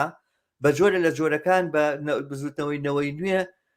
یعنی هەرچەنە مەسەلەن پارتی وێچێتی بە پارتی وێچێتەوە جەردەن و تاڵانکار و نازام چوانە، بەڵام دیارە خۆی پارتی وێچێتی لەو سەری مۆزوعەکەەوە هاتو نەزانن کامە تاشۆ بڕەکە، بەڵام لە لایەکی ترەوە ینی چۆن بڵێ مۆزوعەکە خۆشەکە ئەوە نیە هەڵبژاردنەکە خۆش ئەگەی ئەویتیان نەبووایە بۆ نمونە خەڵک چی بکردایە بۆ نمونە، ینی نەبوو بە هەڵبژاردن نەزانی، ینی هەر ئەوە نیە بۆ خۆشکردنی مۆزوعەکە بۆی کام مەسەلەکە جۆرێک بە جدی بێتە بەرچاو ئەوانە بەڵێ وڵا پێویستیان بەوەیە لەوانە جارێک تر شاسوار خۆشیان لە ژێرەوە پارەی بەنێ بڵێ کاکەورە کاندی دوشتەکانی بێنەوە ئەمانە بە گەمەکە خۆش بێەوە نیە گەمەکە بەبێ بەرامبەرچێوانە نابێت. یەکی بەڵام من ئاوای ئەبینم لە مۆزوعی شاسوارانی بە نمونەیە گەین وین تۆ ڤایرۆس ناتوانێت ڤاکسینی پێبێ، ڤایرۆسە تۆ شاسوار عەبدولواحید تۆ خۆت دەرهاویشتەی ئەو گەندەڵی و تاڵانکاری، یعنی ئەگەر گەندەڵی و تاڵانکاری لە کوردستانە نەبوایە، ئەگەر عەدالەت لە کوردستانە هەبوایە، ئەگەر حکمی یاسا لە کوردستانە هەبوایە، ئەگەر پارتی وێچێتی بە ئارەزوی خۆیان عەرز و مڵک و ماڵی کوردستانیان دابەش نەکردایە، بە ئارەزوی خۆیان تەخشان و پەخشانیان نەکردایە، تۆ لە چۆ ئەوی بە سەرمایەدار؟ ئاخر هونەرەکەت، ئاخر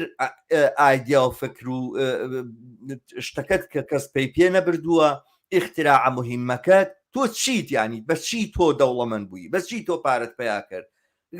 ئەوەی کە هاتووی لەم کەینوبەینەیە، لەم قانونی وەبەرهێنانەیە، لەم قانونی وەبەرهێنانەیە کە خۆ دەڵێ بەشێکە لە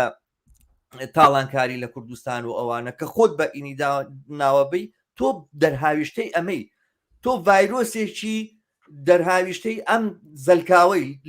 ئەتوانی تۆ دابنیشی ڤاکسینت پێ بێ حەلی مشکلەکان و نەخۆشیەکانی ئەم زەلکاوە بکە، ئەم زەلکاوە چارەسەرکەی بە بڕای من ناتوانێت و ئەمە بۆ خۆی ینی خەڵکێکی زۆریش پێویستی بەم بەڕاستی ڕۆشنگەری ئێمە نییە، ئێمەمانان باسی خەڵکێکی زۆر خۆی بە واقعەتە گەیشتۆ ئەزانن کە ئەمە وایە، بەڵام ینی کە ناچار بن بە زۆر پشن بۆ دەنگدانوانە بەشیشان دەنگ بە خەسویانێن و بەشیشان دەنگ بە شاسوارێن. مۆزوعەکە ئەوایە بە بڕای من وایە ئەزم بۆ بەرنامەیەت بینی کە هینانێ نابوو دەنگە سوتاوەکانیان هێنابوو. بەڵێ بەڵێ هەم یەکەم بە قوربانی جوتە پێڵاوی ژنەکەم شتێکی ئەوان ئین کردبوو، ینی بەستم کە ئەوەیە، ینی باسەکە ئەوەیە بە بڕای من لەو ئاستەیە. بەرحاڵ هەموو ئەمانە دەرهاویشتەکانی ئەم بایکۆتە بوون کە باسمان کردن. قسەش لەسەرەوەیە کام بایکۆتە ئایندەیە بێ هەبێ وابێ بە هەنگاوی تر بەرەو پێش بنێتەوەوانە. من باب لە تۆ بپرسم گۆنا تێڕوانی تۆ چییە؟ ینی ئەم بایکۆتە چۆن ببرێتە پێشەوە وە چی بکرێ؟ تاوان قسەیەکمان کرد لەگەڵ مەچی ئامێدیە لێرەکەمانە لە دروستکردنی تۆڕەکانی ناڕزایی لەسەر تاسەری کوردستان و ئەوانە جگە لەوانە ینی ئاوا لە تۆ بپرسمەوەوانە تێڕوانی نچیە مە چۆن نەتوانین ئەمە وە بەربێنین ئەم سەر خۆت هەفتەی ڕابردوش تۆزە چوینە سەر مۆزوع ئەم مەسلێ ئەم پرسیارە بۆ خۆی پرسیارێکی ئالۆزە پرسیارێکی ئاسان نیە ئەوە لەسەر ئەمە ڕێکەوتوین ئێمە بەڵام تووشمانەکە نابێوازی ئەبێ گفتوگوی لەسەر بکرێ ئەبێ ئایدی جۆراوجۆر ئەبێ خەڵکی جۆراوجۆر بێتە پێشەوە شت بێنێ شت بڵێ لەسەری بۆ نمونە ئەو تۆڕانەی کە باسکرا ئەوە ڕێگەیەکێتی بەڵام با من لێرەوە دەست پێ بکەم خەڵک هات بە خود بایکۆتی کرد نەتیجەکەی ئەوە بوو کە وەکوتمان لەرزەیەکی گەورەی یا بەم دەسەڵاتە نەک تەنها لە کوردستان بەڵکو لە عێراقیش زۆربەی زۆری حیزبەکان بە عێراق و کوردستانەوە پێم وابێ سەدر زۆر چۆتە سەرەوە ئەوانەی تر هەمووی چوونەتە خوارەوە دەنگدان و هەموو شتێکیان خەڵکی عێراق و کوردستان بڕوای بەم پەیکەرە سیاسیە بەم سیستەمە سیاسی و ئابوووریە عێراق نەماوە و کوردستانیش نەماوە و اعتیمادی پێی نەماوە بۆ دابینکردنی ژیانی بۆ بەڕێوەبردننی ئەم کۆمەلگایە ئەمە شتێکە خەڵک گەیشتووە بەم هوشیارە گەیشتۆ بەم قەناعەتە بەڵام مەسەلەکەش ئەوەیە کە ئەم حیزبانە و تەواوی پێکهاتەکان ئەم دەنگانە ئەم بایکۆتەی خەڵک نەبووەتە هۆی شکست لە ئێستاە بۆیان نەبووەتە هۆی ئەوەی کە ئەوان نەتوانن دەسەڵاتی خۆیان دامەزرێننەوە بەڵکو ئەوان هێشتا ئەتوانن لەبەر ئەوەی ئەنواع وەشکاڵ فێڵ و فریان هەیە وەکو باسمان کرد لە دەستورە لەکوێیە کە ئەتوانن لە سا پێنجی خەڵکیش دەنگبا ئەوان دەسەڵاتی خۆیان دامەزرێنن وانە یعنی بۆ 4 ساڵی داهاتوو کەوا بێ من پێم وایە خەڵک ئەبێ هوشیار بێ بەمەی کە ئەمە زۆر باش بوو کردی لە 170 نەچوو بۆ دەنگان لە 165 نەچوو بۆ دەنگان بەڵام ئەگەر 4 ساڵی تر هەمان شت بکاتەوە ئەگەر لە 190 نەچێ بۆ دەنگان هێشتا ئەم دەسەڵاتە ئەتوانێ فێڵ و بە فێڵ و فڕەکانی خۆی ئەم دیموکراسیە ئەم جۆرە لە هەڵبژاردن ئەمەی کە پێڵێن پرۆسەی سیاسیە جارێتر فێڵ لە خەڵک بکاتەوە و یعنی چواری تریش بخاتە سەرم 4 ساڵی ئێستا هەر بۆیە بە بڕوای من خەڵک و خەڵکیش چی ئەوێ بۆ ئێستا ئێمە لە کوردستان باباسکەین لە هەرێمی کوردستان هەڵبژاردننی هەرێم بەڕێوە ئەبێت وانە چەندێکی ساڵێکی ماوە قەرار وایە بێ ساڵێشتر بکرێت ساڵێکی ماوە مەسەلەن یەکێ لەو شتانی کە ئەکرێ بیری لێ بکرێتەوانێ ئەوەیە کە خەڵک چۆن بەرەوڕووی ئەم هەڵبژاردنە ئەڕوە وە چۆن لە ئێستەوە خۆی بۆ ڕێکەخا یا بیری لێ ئەکاتەوە یا ئەو کاتە چی ئەکات هەتا بتوانێت چکە ئێمە ئەوە واقعیەتە هەرەوەی کە کاکمەکی ئامەدی و تۆش باستانە کرد پارتی بۆ نمونە کەوتۆتە خۆی بیر لەوە ئەکاتەوە لێکۆڵینەوە لە ئەکا بۆ دەنگەکانی کەمی کردووە حتمما یەکێتی هەروایە ئەوە تا بیر لە خۆڕێخستنەوە و گەنجکردنەوەی یەکێتی و ئەم شتانە ئەکاتەوە ئەوە بزوتنەوەی گۆڕان بە هەر چوارپەلا ئەجوڵێتەوە نازانێت چی بکات چۆن خۆی ئامادەکاتەوە بۆ ئەو ئینتخاباتە مەسەن ئەمە معنای وایە خەڵک شتێکی هەیە هێزێکی هەیە هەڕەشەیەکی دروست کردووە وایە ئەم شتەی من کەوا بێ ئەکرەیەکێ لە ڕێگەکان ئەگەر 4 کەسیش بیری لێکاتەوە ئەگەر 20 کەسیش بیری لێ بکاتەوە خەڵک جەماوەری خەڵک چۆن ئامادە بکرێ ئەگەر تەنها سوۆسیال میدیامان لەبەردەسە ئەگەر تەنها کەناڵەکانی میدیا و یوتیوب و ئەمانەمان ئەوەی کە کاگمەکی باسی کرد با پێکەوە کار بکەینەوە ئەگەر ئەمانەمان بەدەسەوێت ئەتوانین چی بکەین بۆ ئەوەی خەڵک ئامادەکەین بۆ ئەمە بۆ ساڵێکی تری ئەم هەڵبژاردنە بۆ منە خەڵک چۆن بتوانێ هەر لە ئێستەوە نەک تەنها تەبعاً لە میدیا و سوۆسیال میدیا بەڵام لە سەرجادەوە لە ڕێگەی ناڕەزایەتیەکانەوە هەر لە ئێستەوە بە بیرکردنەوە لەوەی کە هێزێکی پێیە لە بەرامبەر ئەمانە جارێتر دەسەڵاتیان ئەوە ئەکەنەوانێت کە ئەیکەن دەسەڵاتەکە هەر ڕائگرنەوە بەڵام خەڵک ئەم هێزەی پێ لە منافەسەی خۆیانە پارتی و یەکێتی و یەکگرت و ئەمانە پێویستیان بە دەنگی خەڵکە هەر هەیە چۆن کارەبا باشکەن چۆن ئاو باشکەن چۆن موچە باشکەن چۆن تەندروستی و خوێندن و ئەمانە بە بڕوای من ئەکرێ ئەمە یەکێک بێ لە ڕێگەکان من ناڵێم ئەمە چارەسەرە من ناڵێم ئەمە بەدیلە بەڵام ئەڵێم استراتیجێکە تاکتیکێکە خەڵک ئەتوانێ ئەو تۆڕانە ئەگەر دروستە بێ ئەو کەناڵە میدیانە ئەگەر هەیە و ناڕازین قسە ئەکەن ئەو هەڵسوڕا و چالاکانەی لە ئێستەوە ئەیانەوێ چی بکەن لە دوای ئەم بایکۆتە ئەکرێکێ لەو شتانی بیری لێ بکەنەوە چۆنێتی ئامادەکردنی زەینەتی خەڵکە بۆ بەکارهێنانی ئەم هێزەی کە ئێستا ئەم هێزە معنەوی کە بەدەستیەوەیەتی ئێسەپێتی ئەم ترسی کە دروستی کردو لە نێو ئەم حیزبانەیە ئەمە یەکێکە لە شتەکان کە من وەک ئیزافەیەک بۆ ئەوەی کە تۆ مەکی ئامەدیش باسییان کرد ئەمە ئەکرێشتی تر ناڵێم ئێمە بەردەوام بین لە باسکردن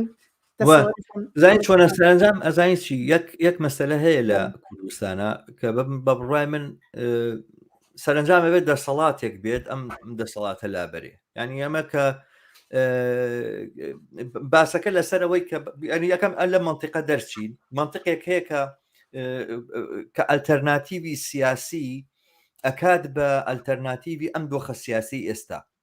مثلا دۆخێکی سیاسی دیاریکراو هەیە لە کوردستانە ئەمە پەرلەمانەکەتە ئەمە هێزە چەکدارەکانتە ئەمە ئەحزابەکانتە ئەمە پەیوەندیتە لەگەڵ عێراقا ئەمە پەیوەندیتە لەگەڵ ناوچەکەیە ئەلەم دۆخە دیاریکراوی ئەلتەرناتیڤی سیاسی تۆ چییە؟ یعنی ئەگەر تۆ لەسەر ئەساسی ئەم پێدراوانە هەڵوێستی سیاسی خۆت هەڵبژێری تۆوانە ینی باشتر لەوە ناکەی کە بڵێ لەم هەڵبژاردنە جا ئێمە مەجموعەیە کەسی ئەم جارە پاک و بێگەرد و ئەوانە هەڵبژێرین بەرنامەیەکی تۆزی ڕادیکالتر دانین وچین بۆ هەڵبژاردن و لەم هەڵبژاردنەیە هەوڵە دەین کورسی بەرینەوە لە ڕێگە کورسەکەمیانی تۆ ناتوانانی لەم چوارچێوێ دەرچی ئەگەر قەرار وایە ئەلتەرناتیڤی سیاسی تۆ بەرامبەر بە پێدراوە سیاسیەکانی ئەم دۆخەی ئێستایە و ئەتەوێ بەس تەنها بەمانەوە قەتیز بمێنی ئەو دەمیتر وایە ینی گۆڕان ینی من قسەم کرد لەسەر مۆزوعی نەوشیروانوانە کە منهەجێتی چۆن بۆ ئەوانە بەڵام بەڕاستی شکستی سیاسی گۆڕان شکستی سیاسی کەسایەتیشی دیاریکراونی قسە لەسەرەوە نییە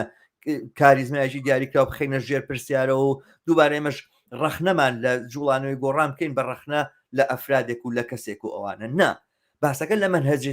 منهەجێتەکەی گۆڕان بۆ ئەوەی کە تۆ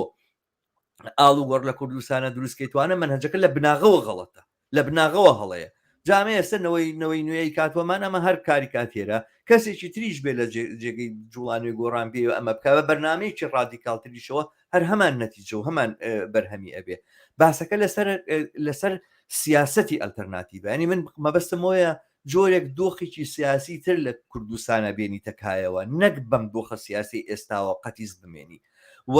دام و دەستگای سیاسی تر دروستکەی نەک ئەم دام و دەستگانێکە ئێستا هەیە بەکاریان بێنی یعنی باسەکە لەسەر دروستکردنی دام و دەستگای سیاسی داهات و دام و دەستگای دەسەڵاتی جەماوەرە لە داهاتوە نەک ئەوەی کە ئەم دام و دەستگانی کە هەیە ئینجابیکەی بە جەماوەری نابێ بە جەماوەری پەرلەمانێک پارتیویچەتی دروستیان کردووی خۆیانە هێزی چەکدارێک کە پارتیویچەتی مەعاشیاندا و تەمرینیان پێکردو و تەدریبیان پێکردو و چوزانم هەر بە ئەنواع و ئەشکال وەسیلە بەیەکیان بەخوانەوە بەستووە و لێک هەڵپێکا و ئەمانە و ئەنواع و ئەشکال تۆڕی مەسلحەت و بەرژەوەندیان دروست کردو ئەمە شەهیدانەیە و ئەمە پێشمەرگانەیە و ئەمە چوزانم خەباتی ناوشارە و ئەمە خێزانی چێ و ئەمانەیان کە دروست کردو بە دەوری خوانە و ئەم دام و دەستگایە ئەمە ئەبێ لێی دەرچی ناتوانانی بەمە بەم دام و دەستگایانەوە ئاڵ و گۆڕ دروستکەی ئەبێ شتیشی تر بەدیل دروستکەی ینی سیاسەتی ئەلتەرناتیڤ پێویستە نەک ئەلتەرناتیڤی سیاسی شەماڵ هیوادارم پێشنیارەکەی من واتێ نەگەیشت بیت من باز لەوە نێنەران بۆ انتخابات بنێرێ ئەنا من واتێ نەگەشتم لە درێژەی قسەکانی تۆیان من قساکەم ناواتێ نەگەشت لە درێژەی قسەکانی تۆیە ئەڵێم ئەم تۆڕانە ینی پێویستیان بەوە هەیە لە ناو شوێنی ژیان و کاری خەڵکە ڕەگ و ڕیشیان هەبێ هەر ئەمڕۆ ئیتر پێویست بەوەکە ینی پێویستیشمان بەوەیە کە قسە لەسەر سیاسەتی ئەلتەرناتیڤە نەک ئەلتەرناتیڤی سیاسی قسە لەسەر ئەوەیە کە ئێمە پێویستمان بەوەیە لەو جوغزە دەرچین کە ناڕزایی دەربڕین ناڕزایی کۆبکەینەوە ناڕزایی بڕژێتە سەرجادە ناڕزایی هەمیشە باشە هەمیشە ئەبێ هەبێ هەمیشە ئەبێکی بکە بەڵام بزوتنەوەی داخوازیەکان لە کوردستانە بزوتنەوەی ناڕزایەتی سەرشەقام و ئەمانە لە کوردستانە نامانگەێنێ بە ئەنجامێک لە کوردستانە ئێمە ناتوانین بگەین بە ئەنجام ئەمە لایەنێکی تری ئەم دۆخەی ئێستێک کە لە کوردستانە هەیە ئەوەیە کە حقەتەکەی ئەوەیە کوردستان بەشێکە لە عێراق پێمان خۆش بێ پێمان ناخۆش بێ ئەمە حقیقەتێکە و ئەو ڕیفراندۆمەشی کە قسەیان کرد وتیان جیایەکەین و نازام چیەوانە زۆرتر خستیەوە ژێر دەستی عێراق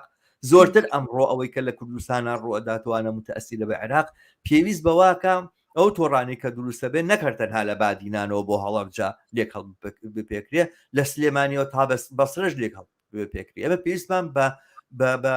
تۆڕی ئاوا هەیە سەرتاسەری لە سەر تاسەری عێراقە لە بەرامبەر هەموو ئەم دەسەڵاتەیە بۆستێت و چونکە بە جۆرێک ئەوەی کە لە کوردستانە ڕوئەدا سەرنجام پەیوەستە بەوەی کە لە عێراقیشە ئەچێتە پێشەوە ناتوانێت زۆر هەنگاوی فراوانتر و گەورەتر بباتە پێشەوە لەبەرەوە من وازانم کە پێویستمان بەوەیە لە جۆزی لەو تێڕوانی نەتەسکانی کە تا ئێستا باسمان کردو بۆ سیاسەتکردنەوەوانە دەرچین پێویستمان بەوە هەیە هەر ئێستا ئەو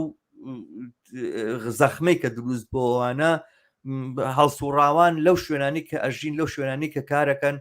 تۆڕەکان دروستکەن ڕێکخرا دروستکەن ئێستا ناڕزایی مامۆستایانی وانەبێژ هەیە مامۆستایانی وانەبێژ خۆتان ڕێکخەن بەشیشان دێنە سەر تەلەڤیزیۆن گلەییەکەن ئەڵێن هەرەوە نەنین و ئێمە زۆرین و 28,000 مامۆستان و کەممان هاتوین کەمتان هاتوون یا زۆرتان هاتوون گرنگەوەیە هاتن ناڕزاییتان دەبڕێت بەڵام گرنگترین شت لە ناڕزایەکە خۆڕێخستنتانە ئەوەیە کە خۆتان ڕێخەن ئەگە دواتر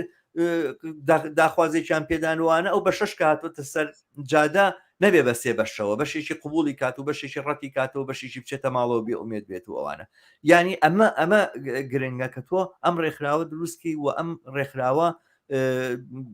بتوانێت ئیدامەکار بێت لە جوڵان و ناڕزایەکانە بە بڕای من لەوانەیە ئەمەی کە من تا ئێستا پێگەیشتم ئەوەیە و مێدەوارم کە کەسانی تریش لەم بابەتانەوە نەزەر و بۆچوونی خوان بنوێنن و ئێمە ئەوەی کە بەدەستمانەوەی لێرە سۆشیال میدیایە مێدەواری لەم پانتاییە بتوانین ئەم گفتوگۆیە فراوانترکەینەوە و مبادراتێک ئیبداعاتێک ابتیکارێکە خەڵک لە خۆی نیشانیاتوانە لێرەوە بەجێ زۆربەی ئەوانێک کە یانوێ ئاڵوگۆڕە دروستکەن بگەێنین بەڵێ فەرموو با من شتێ بڵێم ئێمە زۆر باس لە ڕێکخراو بوونەکەین کە بە بڕای منیش وایە بینم ڕێگەکەی ئەوەیە کە گەرتۆ بتەوێ هێزت گەورەتر بێ بتوانی ئەم دەسەڵاتە زەبەلاحە هێزی لە دەست بسێنی سیاسی ئابووری هەموو شتێک ئەبێ ڕێکخراو بیت بەڵام پێم وابێ ئێمە هێشتا زۆر بە شێوەیەکی گشتی باز لە ڕێکخراو بوونەکەین بۆیە ئەکرێ پێشنیارەکەم ئەگەر تۆش پێت باش بێ بۆی ئیدامە بین بەم گفتوگویانە ئێمە بەرنامەی داهاتوو یا بەرنامەتر چەند کەسێ بانکین لەسەر مەسلەی ڕێکخراوبوون و جۆری ڕێکخراو خەڵک ئەتوانێت چ جۆرە ڕێکخراوێ دامەزرێنێ چ جۆرێ دروستکات چی بکات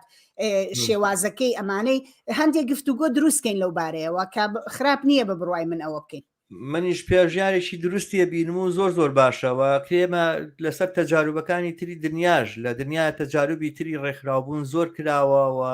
شێوازی پێکەێنانی ڕێکخراوی جەماوەری ئەمڕۆ ڕێکخراوە جەماوەریانی کە لە دنیا دروستە بن چۆن دروستە بن و مبادرات چیە من خۆم لێرە لە سوید خەریکم لە ناو سویدا لە ناو گەڕەکەکەی خۆما خەریکی ڕێکخراو دروستکردنم وان نییە دانیشتبم هەر بخوێنمەوە و هەر قسەی لەسەرکەمەوەوانە مەبەستمەوەیە ئەزمموی هەیە ئەزمموی جۆر بە جۆر هەیە لەسەر تاسەری ڕێکخراوبوونەوەوانە باسی بکرێ بەهەر حاڵ کۆمنت هاتووە با تێ نەپەڕێ ئەو هاوڕیانە کۆمنتی درێژە نووسن بەداخەوە لەوانەیە کێشەمان بۆ دروستکە بۆ دانانی لەسەر هینەکە وەڵام بەهر حاڵ من هەر هەوڵە دەم دای بنێم ئەڵێ دەستان خۆش هاوڕێیان ئایا ئالتەرناتیڤی و دەسەڵاتە چییە کە بڕای بە دیموکراسیت هێنا دەستا و دەستکردنی دەسەڵات و لاڵبژاردننی لە 1970 بەشدار نەکردو شکستی هێناوە سەرڕای ئەمە شەرعیت دەدەنا ئەو دەسەڵاتە ئەمریکا لیبرالیزمینەوە بانقی نێودەوڵەتی لەمانە باشتریان دەست ناکەوێت پشتگیریان دەکەن زۆر چاکی دەزانن شکستە سیاسی و ئابوووریەکانیش دوای دروستکردنی حکوومەتی عێراق چارەسەر نابن و بە هاڵ پەسێراوی دەمێنەوە ئیتر ئەوە نازانم تەواو نەکراوە یاخود هەر ئەوەندەیە بەرحاڵ منیشەوەم پێ قوبوڵەوە پێ دروستە ئەلتەرناتیڤەکە ئەوە بوو کە ئاماژەمان پێکرد من دیارە پێم وابێ سەرنجامە بێم دەسەڵاتە بڕوە ئەبێم دەسەڵاتە گۆڕی گومکە ئەبێم دەسەڵاتە لە بین چێ ئەبێم دەسەڵاتە ڕابماڵرێ بەڵام ئایا لە ڕێگەی خەباتی چەکداریەوە لە ڕێگەی ململانی نەخێت نا لە ڕێگەی خەباتی مەدەنیەوە بڕی بۆ هەڵبژاردن ئەوەشیان نا بەڵام پێویستمان بەوەیە ئێمە ئەلتەرناتیڤێکی تر کۆمەلگایەکی بەدیل دەسەڵاتێکی بەدیل ئەلتەرناتیڤ لە پەنا ئەم دەسەڵاتەیە دروست بکەین ینی پێویستمان بەوەیە بەڕاستی جێگایەکی تر بۆ ممارەسەکردنی سیاسەتی خۆمان بدۆزینەوە نەگەوەی کە ئەم دەسەڵاتە پێی ڕەوابینیوین و لە نەتیجەی گەورەبوونەوەی ئەوەش وا ئەکا سەرنجام لەوانەیە تونند و تیژی تێبکەوێت لەوانەیە بەرامبەرچی توندی تێبکەوێت ئەوانە هەموو واریدن بەڵام ئەسڵی مەسەلەکە دروستکردنە نەک ڕووخاندن یعنی ئێمە چی بڕوخێن خۆ ئەوەی کە هەیە و دروست بۆمانە بۆ خۆی هەلایە پارچە پارچەیە بۆ کێشەیەکی گەورەی خەڵکی کوردستانی هەلایی ئەم دەسەڵاتەیە پارچە پارچەی ئەم دەسەڵاتەیە ئەڵێ تۆڕی جاڵجاڵۆکەیە هەر لە هەر شوێنێکا جاڵجاڵۆکەی خەریکە بۆسەی داناوە ئەوهانەوە خەریکی ڕاوڕوتکردن و تاڵانکاریکردنێتی ئەمە دەسەڵاتی کوردستان ینی چی ئەڕوخێنی بەڵام ئەم تۆڕە هەڵپڕووکاندنی ئەم تۆڕە تێکدانی ئەم تۆڕە بەڕاستی پێویستی بەوەیە کە ئێمە بینایەکی دروستی دەسەڵاتدارێتی جەماوەرسەلەن لە کوردستان بکەین ئەگەر ڕێگەم بێ پێم خۆشە من لەسەرم هینەی کاگ ئیسماعیل یاسین قسێ بکەم بەڵێ بە بڕوای من کاگ ئیسماعیل ئەوەی کە بەتایبەت ئەو لایەنەی کە باز لە ئەمریکا و بانکی نێودەوڵەتی و لیبرالیزمی نێو ئەماناکە لە ڕاستیە ئەوان لە دوای 2003ەوە کاتێکە عێراقیان داگیر کرد و تەواوی دام و دەستگای حکومی یاخود دەوڵەتی بەعسیان تێکشکان وە شتێکی تریان لە سەرەتاوە دامەزرانەوە هەدەفیان ئەوە بوو ئەمە دروستکەن کە ئێستا هەیە هەدەفێکی گەورەیان ئەوە بوو کە دەوڵەتێکی لاواز دەوڵەتێکی دابەش بوو دەوڵەتێکی تائیفی دەوڵەتێک کە وەک بۆمبێک هەمیشە لەسەر تەقینەوە بێ کە نەتوانێت فریای ئەوە بکەوێ بە هیچ جۆرێ یاخود دەوڵەتێکە بیلکێنێتەوە بە بەرهەم و با بڵین بەرەمهێنانی سەرمایەداری جیهانیەوە کە بتوانێت کۆمپانیا جیهانیەکان بێنێتە عێراقەوە نەوتەکەی زیاتر بەرێ کۆنتترۆلی زیاتری بەسەرا هەبێ و ئەوان ئەمدەن یعنی ئەمە تاریخێکە نووسراوەتەوە و بانکی نێودەوڵەتی ئەمریکا هەموو ئەمانە خۆیان بەشێکی گەورە بوون لە هەوڵدان بۆ دامەزرانی دەوڵەتێکی با بڵین بۆ دامەزرانی ئابوووریەکی نیولیبرال کە بازار بکاتەوە بەڕووی کاڵای دەرەوەیە کە هەموو شتێ بەرە و با بڵین کەرتی تایبەت بەرێ کە قازانجی کۆمپانیا جیهانیەکان بپارێزێ کە چزان پشتی دام و دەستگایەک با بڵین جارێت ڕێگە نەیاتەوە بۆ نە دەوڵەتێ دروست بێکە بەرپرسیارەتی بتوانێ هەڵگرێ لە ژیان و گوزەرانی خەڵک ئەمە یەکێ بوو لەو هەدەفانەی لە دوای داگیرکاری 2003 و ڕوویە و ئێستش بە بڕوای من ئەمان ئەمریکا و بانکی نێودەوڵەتی هەتا ئەو بەرژەوەندیانەی مەبەستی خۆیانە بپارێزرێ کێشیان نییە لەگەڵەوەی کە عێراق چۆنە و با بڵین ژیانی خەڵک گوزەرانی خەڵک چەنە خراپ و چەنە بەرەو خراپترە ڕوە ئەوان کاتی کێشیان هەیە کە ئەو بەرژەوەندیانە بچێتە ژێر پرسیارەوە بکەوێتە ژێر مەترسیەوە و ئێران زاڵ بێ یا تورکیا زاڵ بێ یا شوێنێتر زاڵ بێ بەسەر ئەم معادلاتانە ڕاستی تریش هەیە منەچمە سەر کۆمنتەکەی دوای ئەوە کە ئەلی نووسیەتی یەک ڕاستی تریش هەیە لە سیاسەتی ئەمریکایە طبعا لە ئەمریکا لاتینەوە فێر بوون وتیانێ من ناتوانین هەموو سێوەکانمان بخینە سەبەتی دیکتاتۆریەکەوە کە تەعاونمان لەگەڵاکە هەموو شتێکمان بووکە لە ئەمریکای لاتینەوە فێر بوون لە کۆنەوە کەنێمە نەک هەرتەنها دۆستایەتی دەسڵات دۆستایەتی مجتەمەعی مەدەنی ژەکەن جا نا مجتەمەعی مەدەنی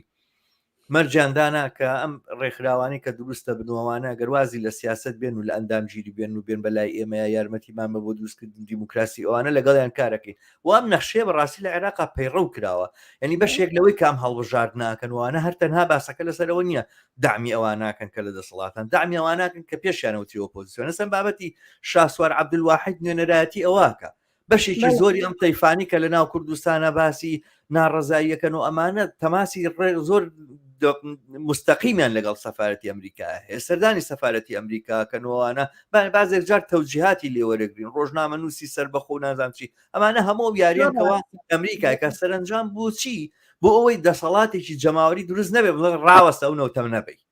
ڕاوەستە ئەو نەوتە ئاوا نافرۆشێ ڕاوەستە ئەو نەوتە ئاوا دەرناهێنرێ ڕاوەستە ئەو نەوتە ئاوا نابێت سروشمان وێران کات و دنیامە وێرەکات دەسەڵاتێکی جەماوەری نەبێت کە جەماوەر پشتی بەخۆی بەست بێوانە لا یەزال ئەو نەک تەنها ئەوانی لە دەسەڵاتن بەدیلەکەشیان نەبێ لە چوارچێوی سیاسەتی ئەمریکای بخولێن کە بە بڕای من ئەمە لە عێراقا باش چۆتە پێشەوە بۆ ئەمریکا تا ئێستا وام هەڵبژاردنەش بەشێک لاتە لە جنوبیشە ئەو حقیقەتە بڵێن کە شیعی ئێرانی شکست پێهێنا شیعی ئیسلامی سەر بە ئێران بەڵام شیعی ئیسلامی سەر بە ئەمریکای بردەسەرەوە یاخودەوانی کە ئامادەن لە داهاتووە لەگەڵ ئەمریکایە شتێک بکەنەوەوانەوانی بردەست یاوانی کات لانی کەم ڕەبتیان بە ئێرانەوە نییە مستەقیم بردنیە سەرەوە بووی کە وەزعێتێکی ئاوا دروستکە ئەمە حقیقەتێکی ئەم هەڵبژار نەبوو بەرحاڵ ئێمە سەر ئەو خاڵەی تری خاڵەکە لەلایەن هاوڕێ عیماد عەلیەوە باس کراوە یەک منهەجی یەکگرتنی کاری جەماوەری چەپەکان بەدەستە جەمعی مشتەرەک باشترین بەدیلە لە ئێستادا ینی باسەکە لەسەر تێک هەڵپێکانی شەپەکان ئێمە و کشوەکان زۆرمان پێخۆشەکە لەگەڵ هاوڕیانی ڕەوتی کۆمونیست کار بکەین هەندێک چالاکیش لەم ساڵەدا ئەنجام درا بە مشتەرەکی کە چی لەو بینەدا بەرحاڵ ئەمە باسی هاوڕێگەکە لێرەیە من لەوە زیاتر ناتوانم ئەمەدا بنێ ببەخشە من نەمخوێن بۆ ژنەدام نانە ئەو هاوڕێ خۆی لێرە نیە دیفاع لە خۆی بکە بەرحاڵ